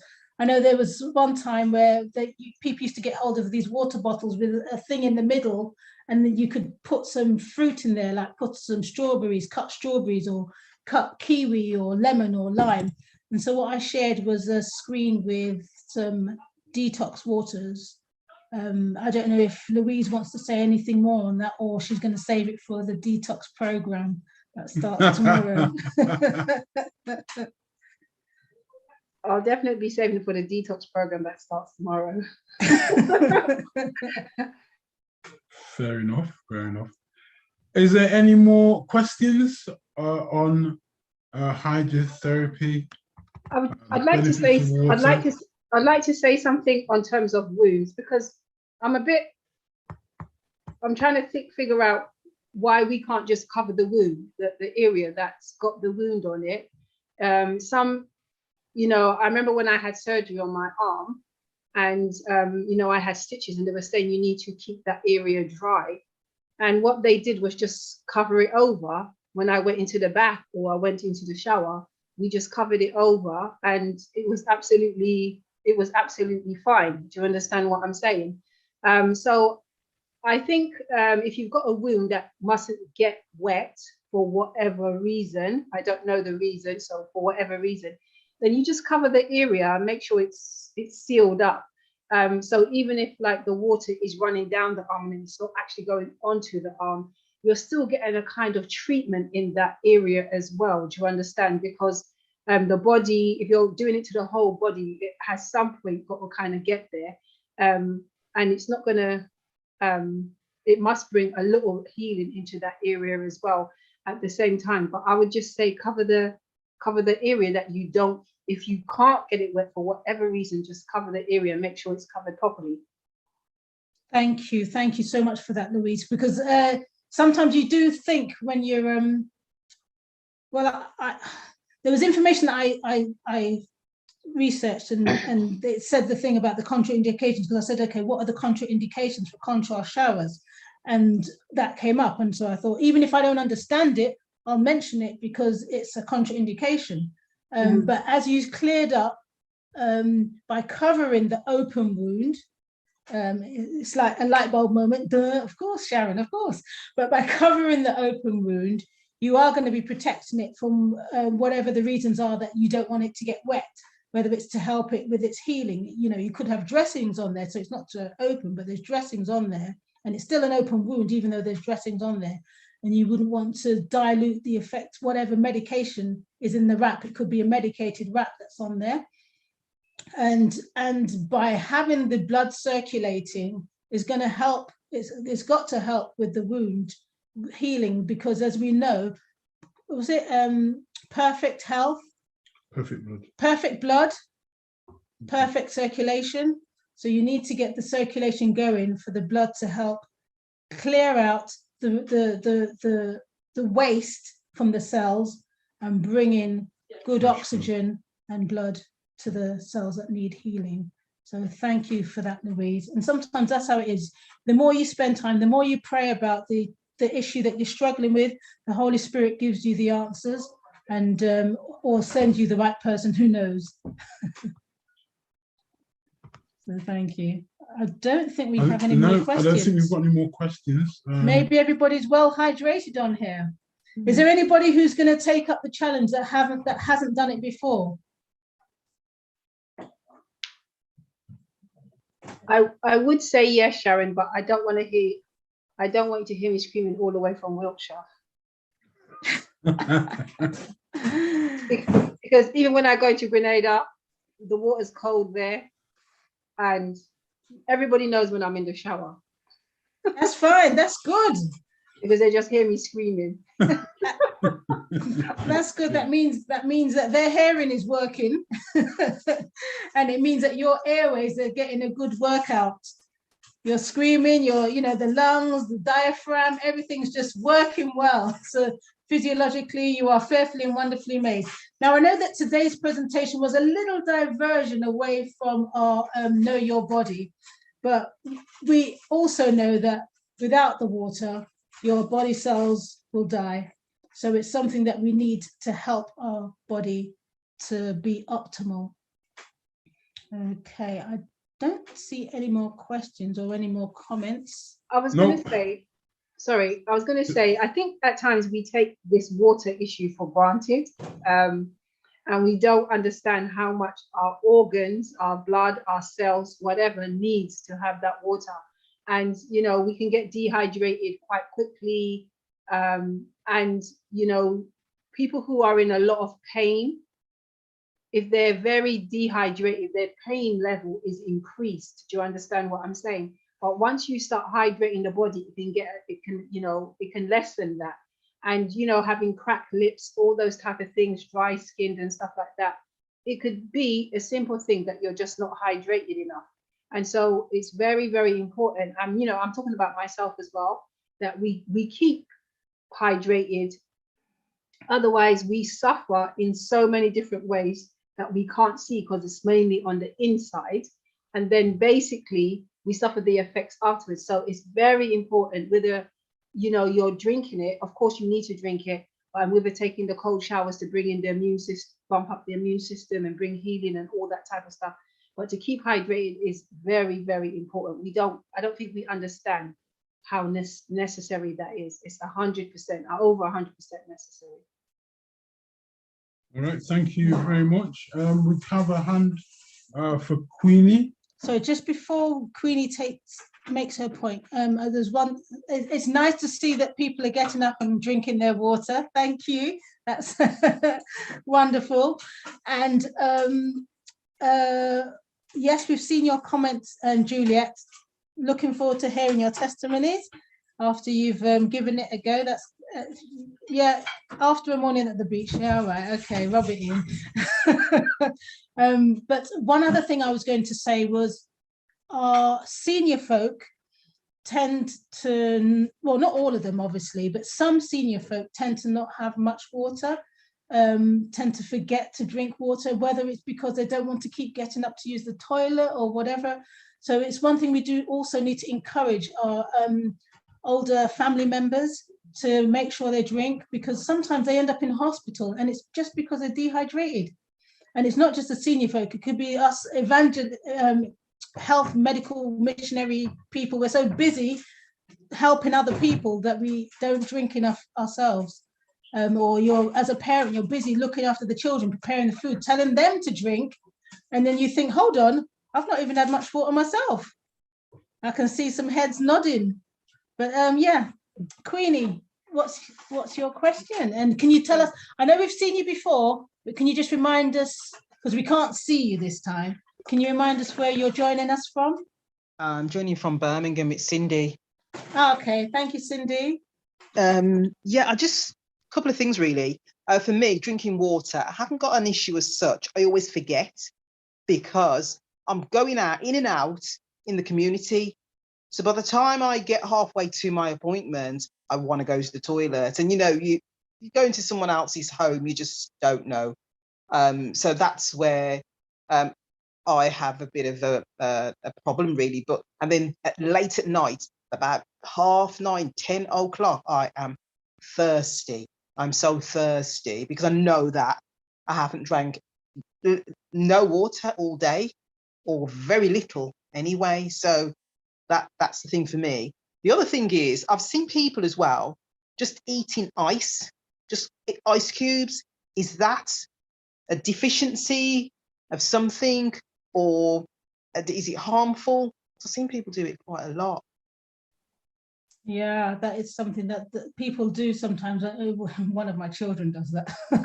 And I have heard that it can be a deficiency, and Louise is nodding her head. So Louise, could you enlighten that? But before you enlighten us on that, you were talking about the need to nip to the toilet and you're out in the community. And that's why I mentioned the thing about adding a little bit of salt to the water. Obviously, you're not going to do that for all your water drinking, but it does help, even if it's just to get some water in the day. But your body's screaming to you at nighttime, I'm dehydrated. So you do need to make sure you avoid the harmful effects of dehydration. So if you can have some water with a little pinch of salt in, just try it and see if it helps, and just let us know. That'd be really good to hear your feedback, Queenie. But with regards to the ice, sorry? Says definitely, I'll try that. Sorry, Cindy. Cindy. Okay, that's fine. Yeah. Louise? I was going to say, just very quickly before I hit the ice point, you know, a lot of our elderly people don't want to be, you know, going to the bathroom all the time, especially at night. And one of the ways that you can counteract that is to make sure you try and drink your water during the day. Do you understand? Because if you start drinking your water quite late in the evening, you would be very surprised how often you can get up in the night to go to the toilet. And of course, that disturbs your sleep process, which is not good either. Do you understand? So unless you've got a problem with the bladder or prostate or something, then basically you try and get your water in, not all at once, because that's not actually helpful either, but just try and space it through the day. I had a friend who forgot to drink water, but knew she had to. So she would put her glasses of water out every day and she would cover them so that, you know, nothing was going into them and they were always at room temperature. And every so often she just drank a glass of water until they were all gone. And then she wouldn't have to go to the toilet late at night. And it was a nice space that way. So, you know, have your water bottle by your side. Those are ways that you can try and kind of counteract not having any water at all. And the other thing in terms of ice, if you have anemia, that is a sure sign of that you may have anemia. In terms of people who eat ice all the time, there's something called like pica, and people who have pica, they say they eat ice all the time, but eating cold ice all the time, eating ice all the time is really, really not good for the system. It's very harmful actually, because it is very, very bad for us. I used to do it all the time, and I did it for years and years and years, and there is an effect. I was very anemic, yeah, but I have like learned to control that to the point where I'm not that anemic anymore.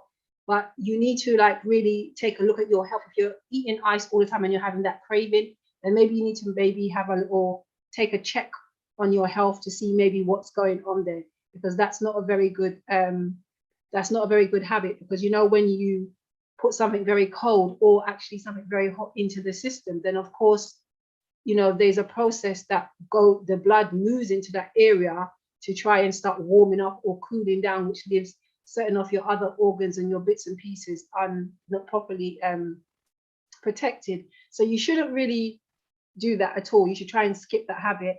And if you have been doing that for a long time, or if you have this habit, then maybe you should be having a little check to see maybe what's making you do that. Thanks for that, Louise. Carol, you got your hand up? You'd like to unmute? Hi guys, hi everyone. Hope you guys Hello. are all right. Hi. Where you I'm from? Chingford. I've been on it a few Okay, times. that's I'm just shy, so I don't show myself while I talk. I'm a bit shy, even. That's okay. It's okay. Yeah. I was gonna say, you know, it's funny about the ice eating, because I actually had it as a habit. I don't think I was an iron deficiency, but I had it as a habit where I just got used to eating ice from the fridge. I just had to eat ice from the fridge, which was, it was a bad habit. I've got out of it now. But yeah, it was just a habit for a good few years for some reason. You know, it just was like, a bit of an addiction. It's weird, but it was a bit of an addiction. Also, in regards to the water, I do drink quite a bit of water. Obviously, when it comes to the winter, I drink less. I try and drink 1.5, but what I find, like, in the winter, for my weight and height, but what I found is, like, although I think, okay, I'll start early and I drink enough water during the day, by the evening it's almost like you're still craving for a little bit of water. I don't know if anyone realized that. So I have to have a sip. So then I always get up to go toilet at night, like twice, but I go back straight to sleep as well. But I find that even though I've drank enough water, your body gets so used to it that it's like, you know, by the evening, I'm thinking after 6, I'm not going to have no more water. And then by 7, 8, I may grab a snack or something, like after dinner, whatever, you know. And I think, I need to have a sip. And I actually get up in the middle of the night and have a sip of water. You know, it's really strange. Yeah. And then I always get up in the middle of the night. So I just thought, like, you know, is there a way of, you know, totally not getting up in the night? Because I drink so much water during the day, right, I still get up at night. It's been like this for years. I don't know how to not get up for the night. I really have a rest. It doesn't take away from my rest, if you know what I mean, because I do go back to sleep, but I really have a night where I don't need to get up to go to the toilet. I don't know if anyone experienced that. I thought it was quite healthy to at least get up once in the middle of the night, especially when you lay on your back. I find that's when I get up to go to the toilet. If I'm laying on my side, then everything's kind of cooped up. Do you know what I mean? Yeah, it stops your organ from going to, but as soon as I sleep on my back, which is meant to get the, you know, good and toxins out, that's when I want to go to the toilet. Yeah, that was it. And I saw Shalene's little baby look so cute. Can I see her baby, please, again properly? Like, she looks so cute in the on the video. Yeah, a bit. Yeah, maybe Sharon will do that a little later. She might be indisposed. But going back to your point about the water, how much water are you drinking during the day then? So summer, I will drink 2 litre, but winter, obviously, I drink a bit less because I do have a hot, warm water in the morning. But for my body weight and height, winter, I would say 1.5 because it's cold. So do you know what I mean? But if you still feel that though you have to have you want to have more water. Maybe you're still a little bit dehydrated. Yeah, I don't know if Maybe. it's just a habit, because I've drank 2 liters of water, which is right. And then by the evening, it's just a sip you want. Like, it's almost like you get used to having water, that your system get used to, that you still, if you finish at a certain time, say even 5, 6, you think, okay, by 7:30, it's almost like you got to have a sip of water. Do you know what I mean? Yeah, that's what I meant. I don't know if Lucille, you wanted to comment on that. You got your hand up, or just something else? Yeah, I just wanted to comment about, is it Cindy Queenie, she made a comment about, working in the community, and she finds it difficult to drink because, and I think it's a problem that women have anyway, because sometimes we tend to plan our journeys according to where we can find a reasonably clean toilet, and sometimes if we're going on a journey where we can't find a toilet, then we won't drink as much. And it's a problem women do have. And I know that as a health visitor, I was a health visitor for years. There were some places I just wouldn't want to use the client's toilet, I wouldn't let a dog use the toilet in there because of the place that it was like. So I know what it's like being in the community, knowing you need to drink.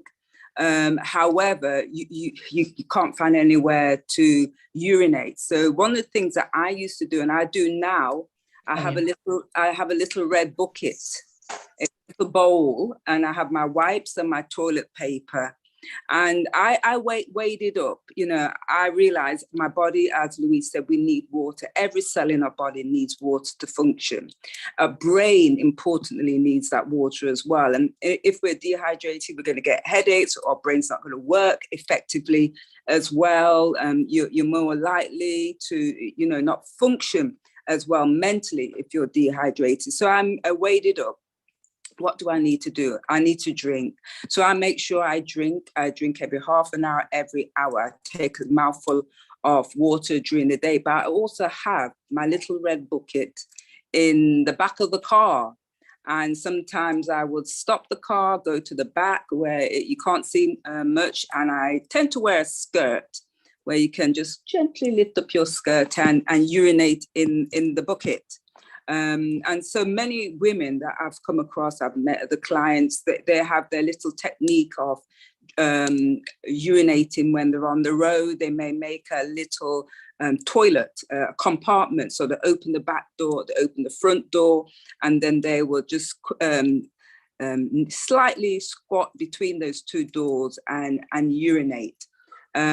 Yes, we've all done it, but we need to drink. It's most important to drink the water, develop different techniques where you, can pass urinate. Yeah, so you've got your bucket, you've got your doors on the car doors. And if you want to, I've never tried it myself, but I know that you have the pee-she or wee-she, where women put it, there's a kind of utensil that they pop into their pants, and it becomes like it's like a penis really, and you wee in that and it just comes out. But you need to be wearing trousers to be able to use that. So yes, women, we need to drink. Don't stop drinking. And another point that I want to respond to is that Sharon mentioned about older people, how they don't drink as much because they may be frightened of urinating and things like that. But research shows that as we get older, we lose our sense of thirst. We lose that ability. And there was a research done where they made 2 groups of people. One group was young people and another group were elderly people. They made both these groups clinically dehydrated. So they took their bloods, they've realized that both these groups were dehydrated. They then put jugs of water in front of these 2 groups separately, and they wanted to see what each group would do. The first group, the young group, they went to the water and they drank copiously from that water. The second group, they put that jug of water in front of the elderly group, And those elderly people were dehydrated, but it never occurred to them to drink the water because they lost their sense of thirst. And one of the things I always say to health guests that come to Manor House is we need to drink from principle rather than thirst. We need to be drinking according to our body weight as well, and also to the condition that we're living in as well. So drink from principle rather than thirst. Thank you very, very much for that, Lucille. And I would like to do a little thing for the men, because you've just done something for the women, and I hear that and understand that. And I think you do have to plan, but I would say men also fall into that category as well, in the sense that because of being so busy, you say, well, I can't stop to have a drink. And so you become dehydrated just because of your busyness. You know, you're working, you've got this to do, you've got that to do. So you could be long car journeys. Yeah. You just don't, you say, well, look, I've got to, like, for example, tomorrow I'm going to be going to Manchester. And I'll say, well, wow, okay, I'm not going to drink. So then you get to Manchester, you're really busy. So you say, I'm so busy, I don't drink. And then you get to the end of the program, you say, well, I've got to travel home, so I'm not going to drink. So, but the reality of it is you've not drank for the whole day just because of your busyness. So I really, really appreciate what Lucille was saying, that you have to plan so that you can drink. If you, whether you carry a bottle, whether you carry a bucket, in that business, we have to stop. You've got to drink. You have to drink. The water does so many things in your body to flush, regenerate, and so on. We have to drink. Yes, Louise. I was just going to say, I thought I was the only mad woman out there who carried buckets and cups in their car to stop a wee on the way. I thought I was the only person whose mindset was like that. So I am so glad I have company, because that's what I do. I used to go into the shops, and when you get a drink or something, well, I'd ask if I can take a cup, and we started stacking cups in the car. And whenever I needed to wee, it's like if my husband was driving, I would just stoop down and do my business and he would carry on driving. We had some spillages sometimes, mind you, yeah. But with our children, we always made them go wee when they wanted to. And especially with your boys, they should go wee when they have that urge to wee. Do you understand what I'm saying? Because we don't want them to later on have any prostate problems. Do you understand what I'm saying? So keeping your wee in for a very, very long time is very bad. It gives you infections and all that type of stuff. So males, be very careful with that. So just stop when you have to, carry your emergency kit, and just do the right thing and drink your water in between. Thank you for that, Louise. I did see you smiling, but now I know the answer. Yeah, you said you're glad you're not the only mad woman. No, it's not mad at all. You're doing what you need to do because you know your body. There is a question or a comment, and I'm going to ask again our expertise, those who are listening, who are able to answer this question. And if I think about it, I may be able to get the answer or allow the Holy Spirit to give it to me. But here we go.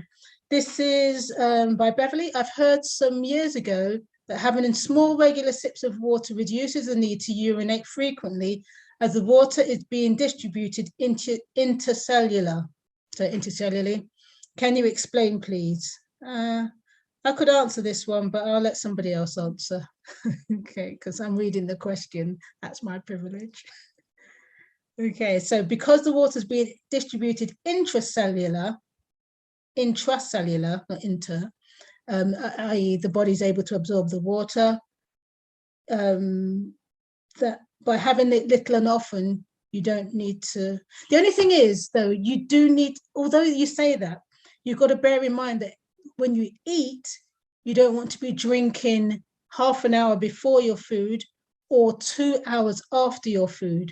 So even though you may be doing the little and often, there's that period before and after and during your food that you don't want to be drinking.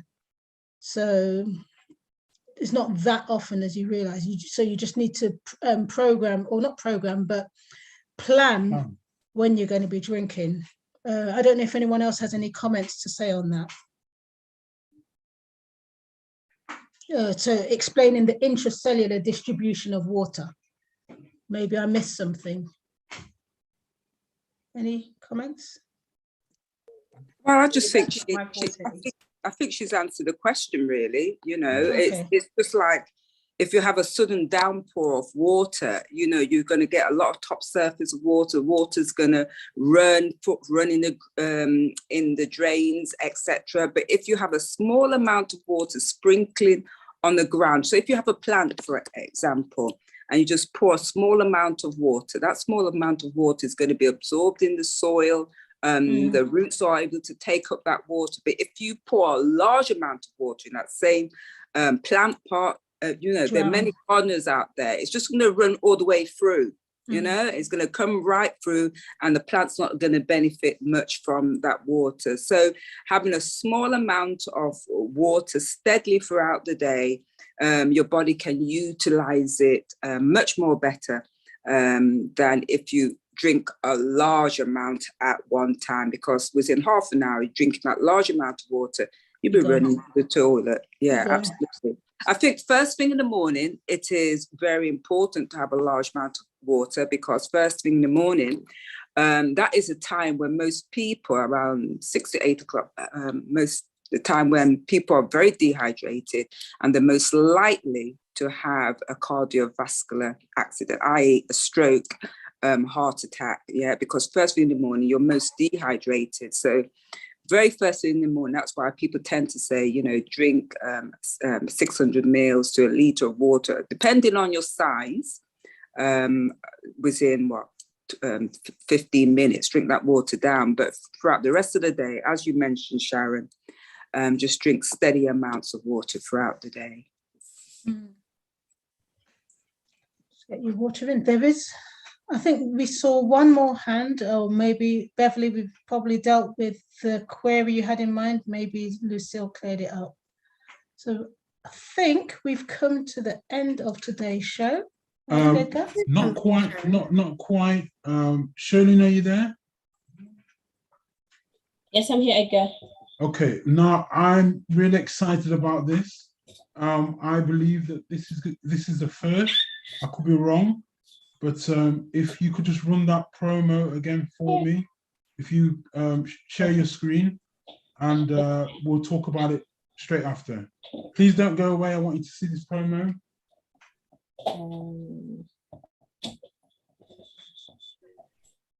Bear with me. Okay. Come apart and rest a while, a 7-day health conference showcasing the wonderful message of health in the UK. A conference bringing together ministries, sharing their experience and knowledge with you in the form of physical health awareness, spiritual health and well-being, nutritional know-how and cooking demos, health exhibitions, and much more. Please join us on the 29th of August to the 4th of September 2022 in beautiful Wales, Cefn-Lee. Save the date. To express an interest, please email ahreformers@gmail.com or ttinternational777@gmail.com.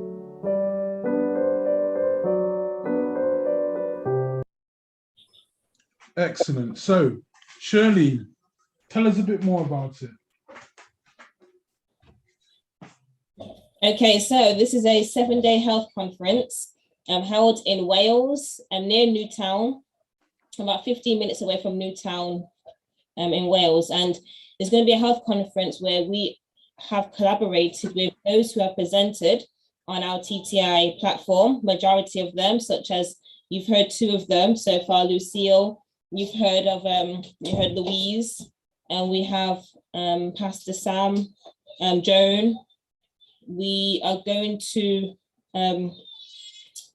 come together with other ministries as well within the UK, and where we're going to have, this is like a temporary, so say devotions, exercise, cooking demos, herbal walks, mini practicals such like medical missionary training practicals, health expo, and more, and more. Quite a few things happening for that week. So, what accommodation it will be available? So the accommodations available will be en-suites, non-en-suites, and then there's caravans as well, where there's different categories: bronze, silver, gold, and platinum. And caravans, yes, non-en-suite lodges and en-suite lodges. And how many people do you think we can accommodate?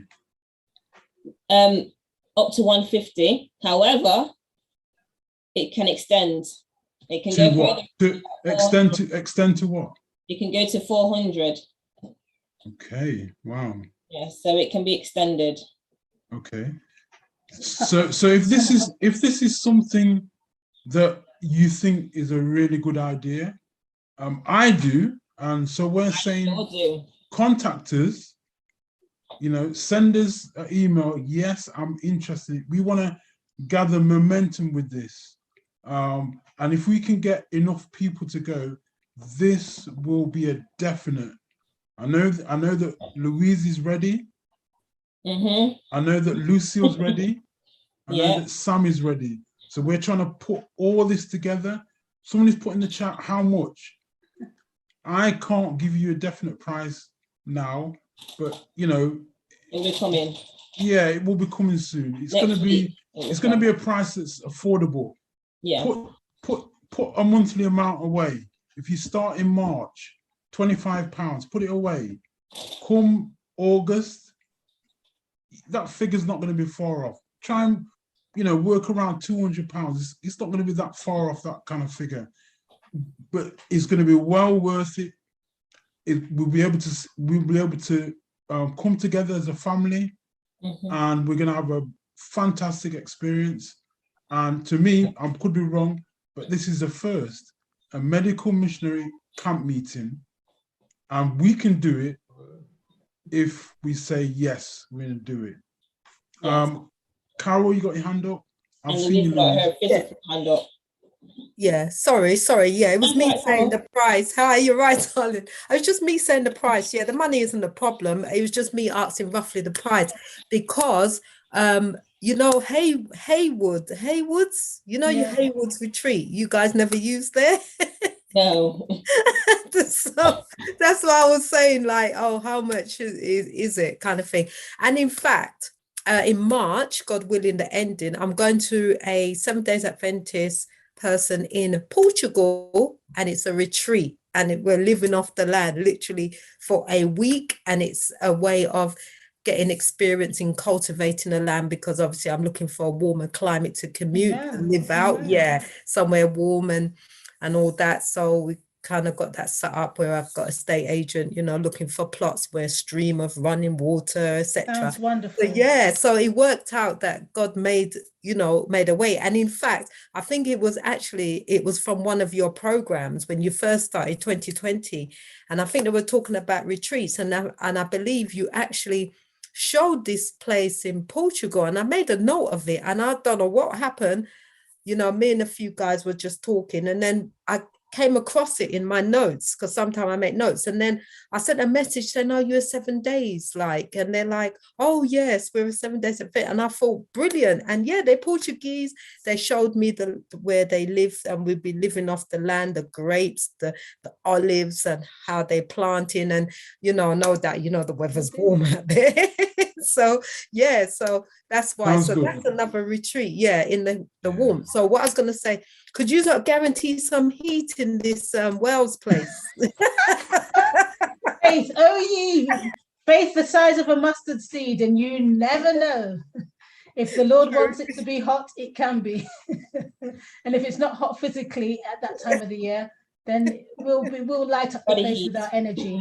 Oh, I'm sure you will. I'm sure you will. Yeah, but good stuff. I'll look into it as well. The price will come soon. Yes, it will come And soon. we're also hoping if Shirlene and others are agreeable that we're going to try and do an early bird as well, because we want to get as many people to kind of, you know, so it can happen.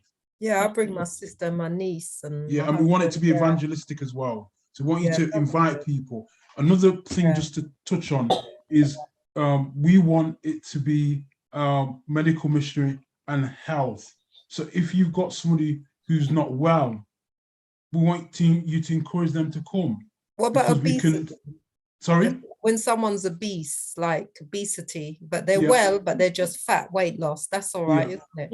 Yeah. That's fine, yeah. Great. Yeah. And what we'll do is we can arrange so that you can have consultations. As I said, you've got Louise here, you've got Lucille, you've got holistic.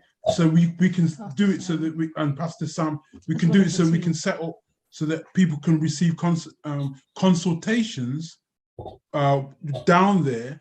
And then obviously, depending on what it is, it might not be that you can resolve it at the camp meeting, but we can do follow-ups so we can set you up so you're being pointed in the right direction. Louise. Thanks, Carol. I was going to say, Edgar, you said you'd like to make this a possibility, but well, I don't know about you, but I'm going to be there. I'm going to be there with Charlene, and I'm going to be there with Lucille and all the other people. So I am definitely going to be there. So we want to encourage as many people as possible to come apart and rest a while for a whole week of health, relaxation, learning. And to think you're not going to be just stuck in a meeting room hearing it. You're going to have to participate. There's going to be demonstrations. There's going to be the lot. So yes, make sure you put that date in your diary. And Carol, usually in England, we get some good weather around August, September. So I'm not swearing by it, but around that time, we normally have some good weather by God's grace. So yes, and all the lodges are heated. I've been in the lodges, so all the lodges are heated. The bungalows heated, and your caravans are heated. So lovely. Yeah. I'll bring my sister and my niece, and if my husband want to come as well, because he likes warmth as well. Well, warm climate, not But anyway, thank you so much. So please, I'm just saying, everybody, encourage somebody, encourage yourself. Let's see if we can do this, and I think it will be a wonderful weekend. Week. Yeah. Esther, you said it again. Weekend though. Let's see if we can do this. We will do this. Oh no, sorry, we're gonna do it. We're gonna do it. We will do this. We're gonna do it. And you can come for the weekend, or you can come for just the day. Okay.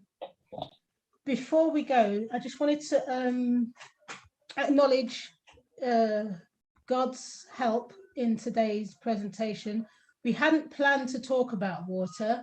We had the presentation, but due to unforeseen circumstances with the weather, we weren't able to have Dr. Gandhi presenting today. But he will be back. We will have him presenting again, possibly in March. Yeah, on vitamin. What was the minerals again? Vitamin A. Potassium. Potassium. And what? Sodium. And sodium. Okay, so there probably would have been some link with what we were talking about today as well. So I'm just looking forward to that presentation. But I'd like to thank God for the ability to put something together at short notice and give him the praise. So do we mind if we pray together now? Our heads are bowed. Dear Heavenly Father, thank you for your love. Thank you for your presence with us. Thank you for being with today's Family Health Show, and with our technology that it was able to work, and that we were able to share some words of encouragement and words of wisdom, words of teaching, words of reminder even for those who know what to do but perhaps haven't done it. So I pray that you will help us as we go into a new week to take on the challenge to continue to have our water physically and spiritually, and also to benefit from good circulation with the contrast showers. Whether the weather's warm or cold, the benefits are there. So thank you once again, and we praise your name in Jesus' name. Amen. Okay, just a quick one. I'm going on what Louise has been saying to me. If you could just put in the chat now that you think that this is something that you would like to go to, because we want to put together a list. So even those that are on now, you could send me, send your email, put your email in the chat or whatever, just to say, yes, I would like to come to this event. And how many you would like? And how many you were thinking of bringing. That would be good if you could do that before we go. Just put it in the chat, or you could send it to our email. But the chat would be nice.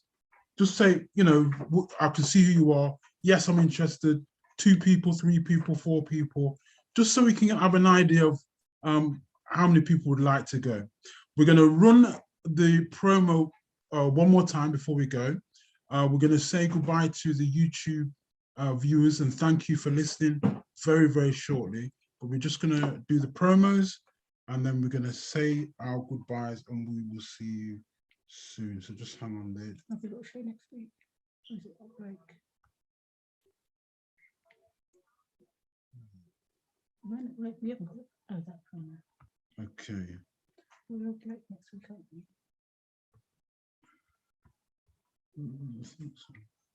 Okay, also, as we're working on this, just reminding, what's the date next week? Next week is our break, so our week off, because it's the last Saturday of the month.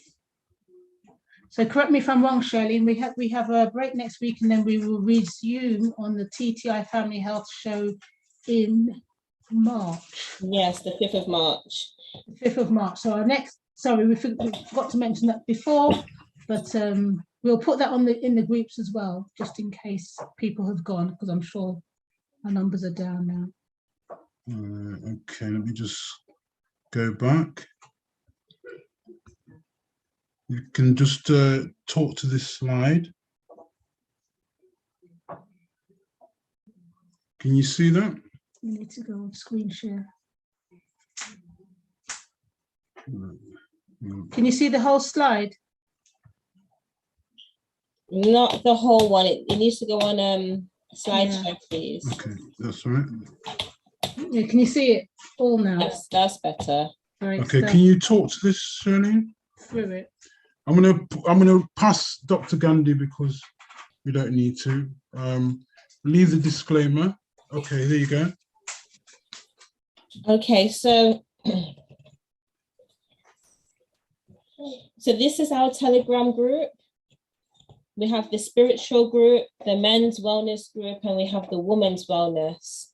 So in the spiritual group, this is where we have some people may come to us for prayer, not just from the TTI team, but other people, other members of TTI Telegram group when it comes to prayer, devotion, words of encouragement. And also now we've collaborated with Remnant Connections, and they started yesterday Bible study, well, not Bible study, but they're going through the Great Controversy, chapter 1. And then we have the men and women's group. And this is where, as Sharon just set a challenge for us. Sharon, let me just put the date up.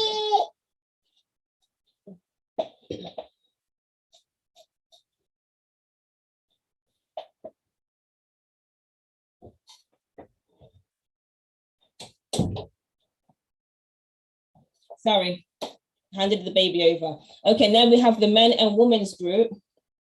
And as Sharon set the challenge for us, this is where we discuss about the challenge that was set, any health issues that someone may have, any health tips that people may want to share. This is where we come together and talk. So this is our discussions after the show, where we can talk on our Telegram groups.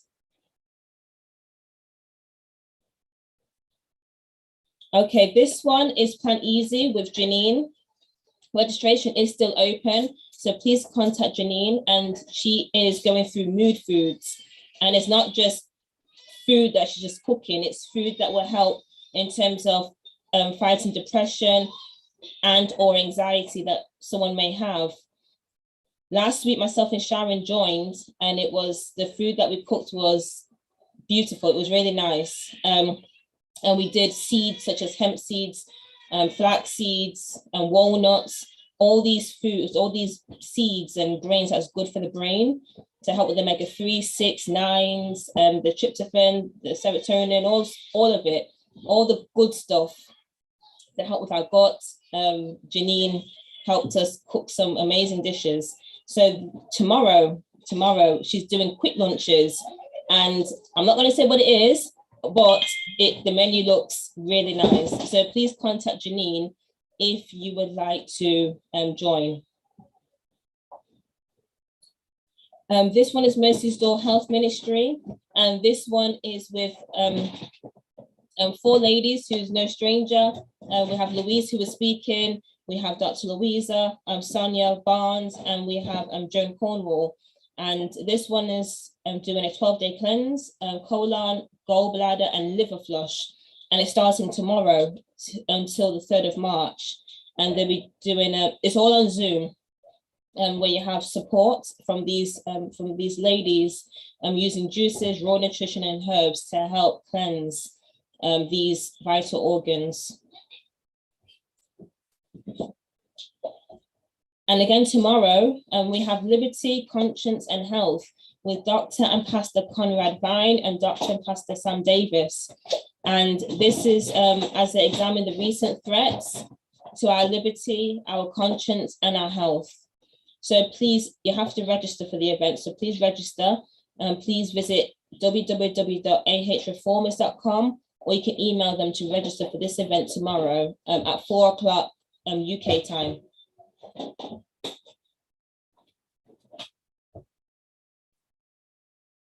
And then we have Restore to Health with Manor House. Lucille was speaking earlier as well. So this is Manor House is based Stoke-on-Trent in the UK.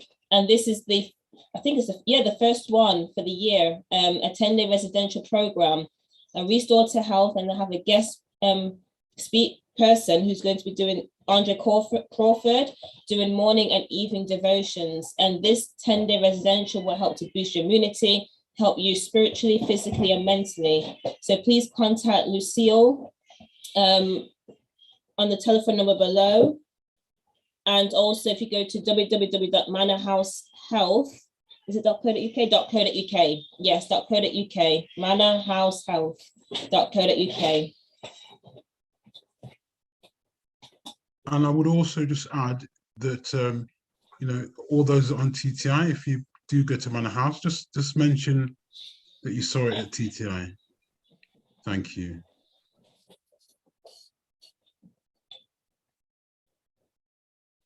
And thank you all. Thank you all for your support. Thank you for being with us.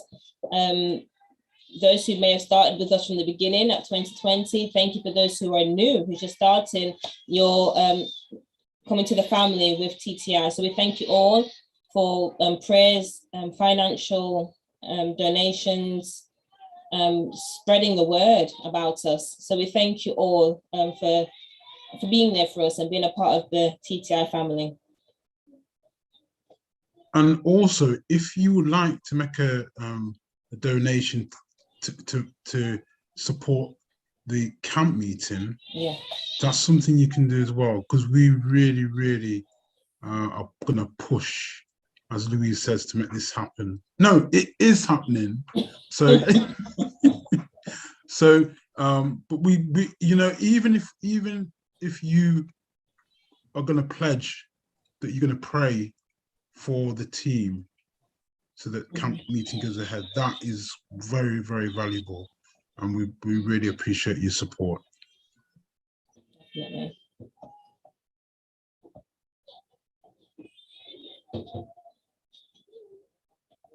Thank you, Edgar. Okay, thank you very much.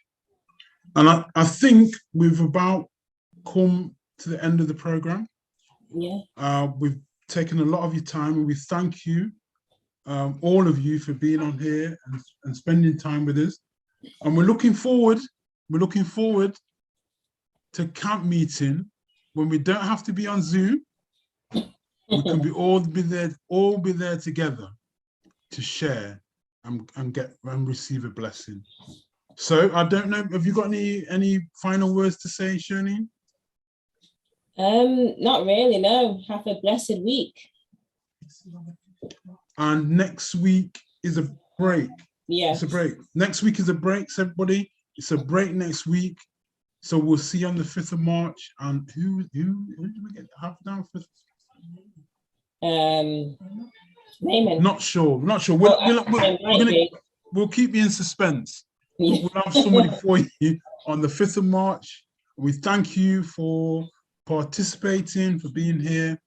And we hope you have a really, really good week.